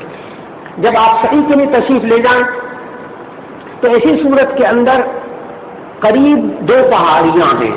ایک پہاڑی کو کہتے ہیں صفا اور دوسری کو کہتے ہیں مروہ. اور اس صحیح کا ذکر اللہ تعالیٰ نے قرآن مجید میں فرمایا ہے. سعی کا حکم بھی فرمایا ہے. صفا اور مروہ کا ذکر بھی اللہ تعالیٰ نے قرآن مجید میں سورۃ البقرہ میں فرمایا. اس لیے ہم سعی کرتے ہیں حج اور عمرے میں. اللہ تعالیٰ نے فرمایا ان الصفا والمروة من شعائر اللہ فمن حج البیت او اعتمر فلا جناح علیہ ان یطوف بہما. یہ ہے وہ شرعی حکم جس کی وجہ سے سعی کرتے ہیں. ان الصفا والمروة من شعائر اللہ، بے شک صفا اور مروہ اللہ کی نشانیاں ہیں. فمن حج البیت او اعتمر، جو شخص بیت اللہ کا حج کرے یا عمرہ کرے، فلا جناح علیہ یطوف بہما، تو کوئی حرج نہیں کہ وہ ان دونوں کے درمیان چکر لگائے. یہ ہے وہ آیت سعی والی. سعی کا مطلب ہے نا چلنا. آپ ان دو پہاڑیوں کے درمیان چلتے ہیں، اس کو سعی کہتے ہیں. خانہ کعبہ کے پاس جو پہاڑی ہے وہ صفا ہے اور ذرا دور پہاڑی وہ مروہ ہے. آپ نے سعی کو شروع کرنا ہے صفا سے. یہ ایک اہم پوائنٹ. آپ نے سعی کو شروع کرنا ہے صفا سے. تو وہاں لکھا ہوگا سعی کرنے کی جگہ اس طرف ہے، آپ ادھر چلے جائیے، آگے وہ صفا آ جائے گا. جب صفا آ جائے تو وہاں پہاڑی کا جو بالکل اوپر چوٹی ہے نا، کارنر، وہاں اوپر والی چوٹی، اس کو انہوں نے اوریجنل باقی رکھا ہے، باقی سارا فرش بنا دیا. بڑا شاندار فرش. مروہ کو بھی اسی طرح اوریجنل چوٹی کو انہوں نے باقی رکھا ہے، پہاڑی کی چوٹی کو، اور باقی ساری کو انہوں نے فرش بنا دیا. آپ جب صفا پہ چلے جائیں تو وہاں سعی شروع کرنے سے پہلے آپ نے اپنے چہرے کو خانہ کعبہ کی طرف کر کے دونوں ہاتھ اٹھا کر دعائیں مانگنی. یہ مسنون عمل ہے کہ صفا پہاڑی پر سعی شروع کرنے سے پہلے خانہ کعبہ کی طرف منہ کر کے دونوں ہاتھ اٹھا دیں اور آپ تکبیر بھی کہہ لیجیے، اللہ اکبر اللہ اکبر اللہ اکبر وللہ الحمد. چوتھا کلمہ پڑھیں، تیسرا کلمہ پڑھیں، ہاتھ اٹھا کر دعائیں مانگیں، خانہ کعبہ کی طرف منہ کر کے دعائیں مانگیں. وہ دعا کی قبولیت کا وقت ہوتا ہے. چند منٹ دعا مانگنے کے بعد اب آپ سعی شروع کر دیں. صفا سے مروہ تک جائیں گے تو جانے کا راستہ انہوں نے الگ بنایا ہوا ہے، بہت ایئر کنڈیشن راستہ، بڑا آرام دہ راستہ. واپسی کے لیے الگ راستہ بنایا ہوا ہے انہوں نے. نظر آتا ہے آنے جانے والے دونوں نظر آتے ہیں. درمیان میں انہوں نے ویل چیئر والوں کا راستہ بنایا ہوا ہے ہر فلور میں. بڑا آرام پہنچایا ہوا انہوں نے. اور اس پوری سعی کے درمیان انہوں نے جگہ جگہ زمزم لگایا ہوا ہے. زمزم کی ٹوٹیاں، ٹھنڈا زمزم مل جاتا ہے. ذرا پیاس لگی تو زمزم پی لیا. صفا سے مروہ تک جاتے وقت بھی آپ کی انگلی میں وہ جو 7 دانوں والی تسبیح ہے وہ ضرور ہونی چاہیے، کیونکہ آپ نے 7 چکر گننے ہیں. یہ سعی کے لیے یہ 7 دانوں والی تسبیح بڑی ضروری ہے جناب. ابھی وجہ بتاؤں گا آپ کو. اس لیے کہ جب آپ صفا سے مروہ تک جائیں گے تو یہ آپ کا 1 چکر، 1 دانہ ہلا لیجیے. جب مروہ سے آپ صفا تک آئیں گے تو یہ دوسرا چکر. بہت سے حاجی حضرات بیچارے جن کو یہ ٹیکنیک نہیں پتہ ہوتی نا، وہ بیچارے 14 چکر لگاتے ہیں. وہ صفا سے مروہ، مروہ سے صفا آتے تو کہتے 1 چکر. وہ تھک جاتا ہے بندہ پوری طرح. آپ حضرات کو یہ ذہن میں رکھنا ہے، صفا سے مروہ جائیں گے تو 1 چکر، مروہ سے واپس آئیں گے دوسرا چکر، پھر صفا سے مروہ جائیں گے آپ کا تیسرا چکر. اس طرح آپ کی سعی شروع ہوگی صفا سے اور سعی ختم ہوگی مروہ پہ. الحمدللہ آپ کی سعی مکمل ہو گئی. اب آپ اس میں کتابوں میں پڑھتے ہیں کہ سعی کرتے ہوئے جہاں میلین اخضرین ہے وہاں آپ نے ذرا تیز چلنا ہے. یہ کتابوں میں لکھا ہوا ہے. میلین اخضرین جہاں ہے وہاں مردوں نے تیز چلنا ہے، دوڑنا نہیں ہے، تیز چلنا ہے. خواتین نے عام رفتار میں چلنا ہے. وہاں خواتین بھی آپ کو دوڑتی ہوئی نظر آئیں گی؟ بالکل نہیں. خواتین کو دیکھ کر دوڑنا نہیں بالکل. اب مردوں نے ذرا تیز چلنا ہے. یہ میلین اخضرین کیا چیز ہے؟ اب انہوں نے بڑی سہولت کر دی ہے. پہلے ہوتے تھے 2 ستون ہوتے تھے سبز رنگ کے، بس وہ اندازہ نہیں ہوتا تھا. اب انہوں نے یہ کیا ہے کہ میلین اخضرین جہاں آتے ہیں تو وہاں انہوں نے چھت پر گرین ٹیوب لائٹیں لگا دی. چھت کے اوپر گرین ٹیوب لائٹیں کافی ساری لگا دی. یعنی جتنا وہ چلنے کی جگہ ہے نا، تیز چلنے کی جگہ، وہ پوری کی پوری گرین ٹیوب لائٹیں لگی ہوئی ہیں جگہ جگہ، بار بار بار بار. بس آپ چھت کو دیکھیں گے تو اندازہ ہو جائے گا کہ جی یہاں سے ہم نے ذرا تیز چلنا ہے. اور جب وہ گرین ٹیوب لائٹیں ختم ہو جائیں تو آپ نے وہ چلنا تیز کرنا بند کر دینا، پھر عام رفتار میں. یہ میلین اخضرین کے درمیان تیز چلنا یہ سنت ہے. اور اس میں دعا بھی آپ کتاب میں پڑھیں گے کہ ربی اغفر وارحم انک انت الاعز الاکرم، یہ دعا پڑھتے ہوئے آپ ذرا چلیں گی۔ خواتین و حضرات، الحمدللہ آپ کی سعی مکمل ہو گئی، 3 کام ہو گئے عمرے کے۔ یہ آپ نے حج میں بھی کرنے ہیں، اس لیے سارے کام ایک ایک ذہن میں رکھیے گا، نہ سمجھیں کہ ابھی نماز سے پہلے عمرے کا بیان ہو رہا ہے پھر حج کا بیان ہوگا، جی نہیں، یہ آپ کا حج ہی ہو رہا ہے، حج تمتع، لیکن ابھی آپ عمرہ کر رہے ہیں۔ تو آپ کے 3 کام ہو گئے، نمبر 1 احرام، نمبر 2 طواف، نمبر 3 سعی۔ جب سعی پوری ہو جائے تو اب آپ حضرات کا چوتھا کام ہے بال کٹوانا۔ اور یہاں میں ایک عرض کر دوں، جب شروع میں آپ طواف شروع کریں تو آج آپ کو ایک گفٹ پیک جو ملے گا خواتین و حضرات، اس میں آپ کو جوتا رکھنے کا تھیلا بھی ملے گا، تو آپ اس کپڑے کے تھیلے میں اپنا جوتا رکھ لیں اور جوتا ساتھ ہی رکھیں۔ یہ آپ کو فائدہ اس وقت نظر آئے گا جب آپ مروہ پہ پہنچے ہوں گے اور جوتا آپ کے پاس ہوگا، پھر آپ کو وہ لمبا چکر کاٹ کے دوبارہ جوتوں والی جگہ پہ نہیں آنا پڑے گا رکھنے۔ اس وقت بندے کو تھکاوٹ بھی ہوتی ہے، جوتا پاس ہے بس ٹھیک ہے، یہاں سے سیدھا نائی کے پاس بال کٹوانے جائیں گے، تو وہ واپس پھر وہاں اس جگہ نہیں جائیں گے پہلی جگہ۔ اس لیے آپ حضرات جب خانہ کعبہ کا طواف شروع کرنے لگے تو اس سے پہلے جوتا اتار کر اپنے پاس رکھ لیں۔ اور بعض بہت اچھا عمل کرتے خواتین حضرات کہ وہ یہ کرتے ہیں کہ 3-4 افراد کے لیے وہ کندھے کے پیچھے ڈالنے والا ایک تھیلا لے لیتے ہیں، تو ہر ایک وہ کپڑے کے تھیلے میں جوتے ڈال لیتا ہے، اور 3-4 افراد 2-3 افراد کے وہ کندھے کے پیچھے بیگ ڈال کے اس میں 2-3 افراد کے جوتے ڈال کے بس طواف بھی ہوتا ہے، صحیح بھی ہوتی ہے، گھوم رہا ہے، چکر لگا رہے ہیں۔ جب واپس فارغ ہوئے ہر ایک کا جوتا نکالا اور چل پڑے، اس وقت پتہ چلتا ہے کتنی سہولت والی چیز ہے۔ تو آپ اپنا جوتا نا کپڑے کے تھیلے میں اپنے پاس رکھیے۔ جب مروہ پہ آپ کی صحیح ختم ہو جائے تو وہاں کسی سے پوچھ لیں کہ جی ہاں نائیوں کی دکانیں کہاں ہیں بال کٹوانے، وہ ذرا دور ہے، تھوڑا سا پیدل چلنا پڑتا ہے، بہت دور نہیں ہے، تو آپ نائیوں کی دکانوں کی طرف چلیں، وہاں کئی دکانیں لائنیں لگی ہوئی ہیں۔ آپ مرد حضرات پہلے جائیے، خواتین ساتھ ہیں وہ ساتھ لے جائیں، ان کو ساتھ ہی رکھیں۔ نائیوں کی دکان پہ پہنچ کے مرد حضرات کے بارے میں پہلے بات بتاؤں، پھر خواتین کے بارے میں۔ مرد حضرات بال کتروا بھی سکتے ہیں، چھوٹے بھی کرا سکتے ہیں، اور مرد حضرات بال مونڈوا بھی سکتے ہیں، سر کے بال مونڈوا بھی سکتے ہیں، کتروا بھی سکتے ہیں، دونوں طرح اجازت ہے۔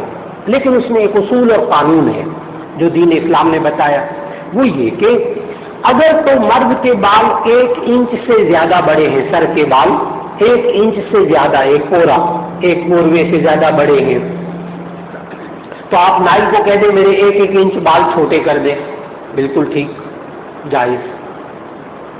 اور اگر 1 انچ بال ہیں یا اس سے چھوٹے ہیں تو ایسی صورت میں سر منڈانا واجب ہے، احرام نہیں کھلے گا۔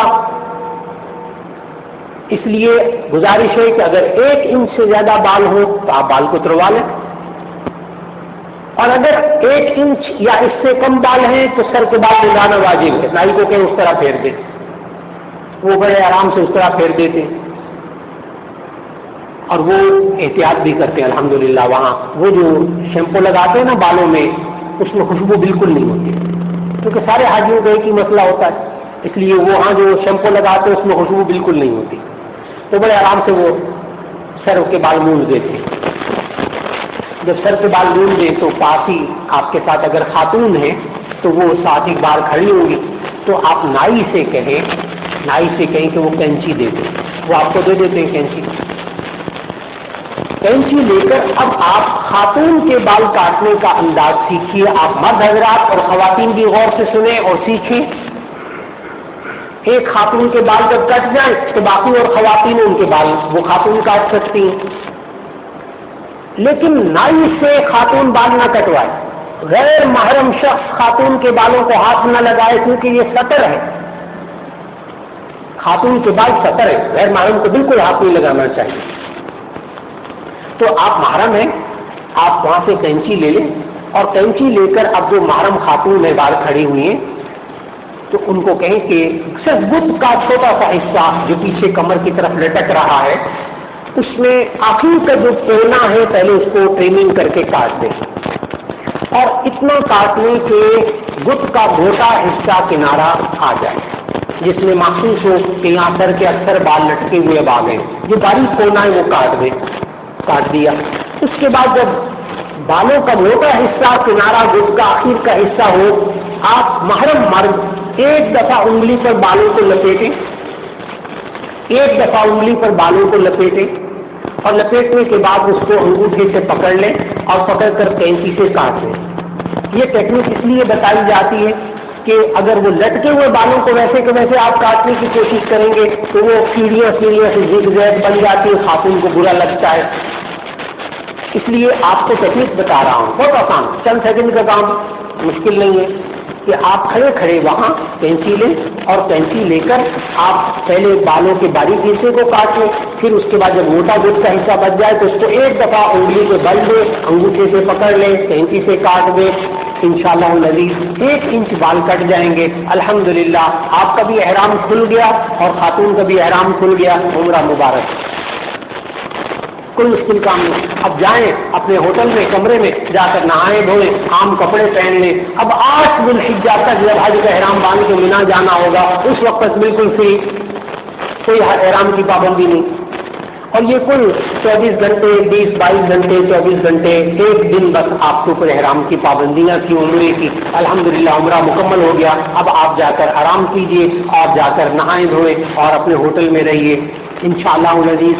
اب منتظمین آ کر اعلانات فرمائیں گے، وہ منتظمین جو تشریف لائیں اور اعلانات فرمائیں، وہ اعلانات غور سے سن لیجئے، پھر آپ کے لیے تواضع کا اہتمام کیا ہے، لنچ باکس کا آپ وہ کھائی دیجیے، پھر اس کے بعد انشاءاللہ ظہر کی نماز کے بعد پھر دوبارہ ملاقات ہوگی اور حج تمتع کے جو باقی اعمال ہیں ان کا تذکرہ انشاءاللہ نماز کے بعد ہو سکے گا۔ ابھی آپ تشریف رکھیے گا اور پہلے بات سن لیجیے گا منتظمین۔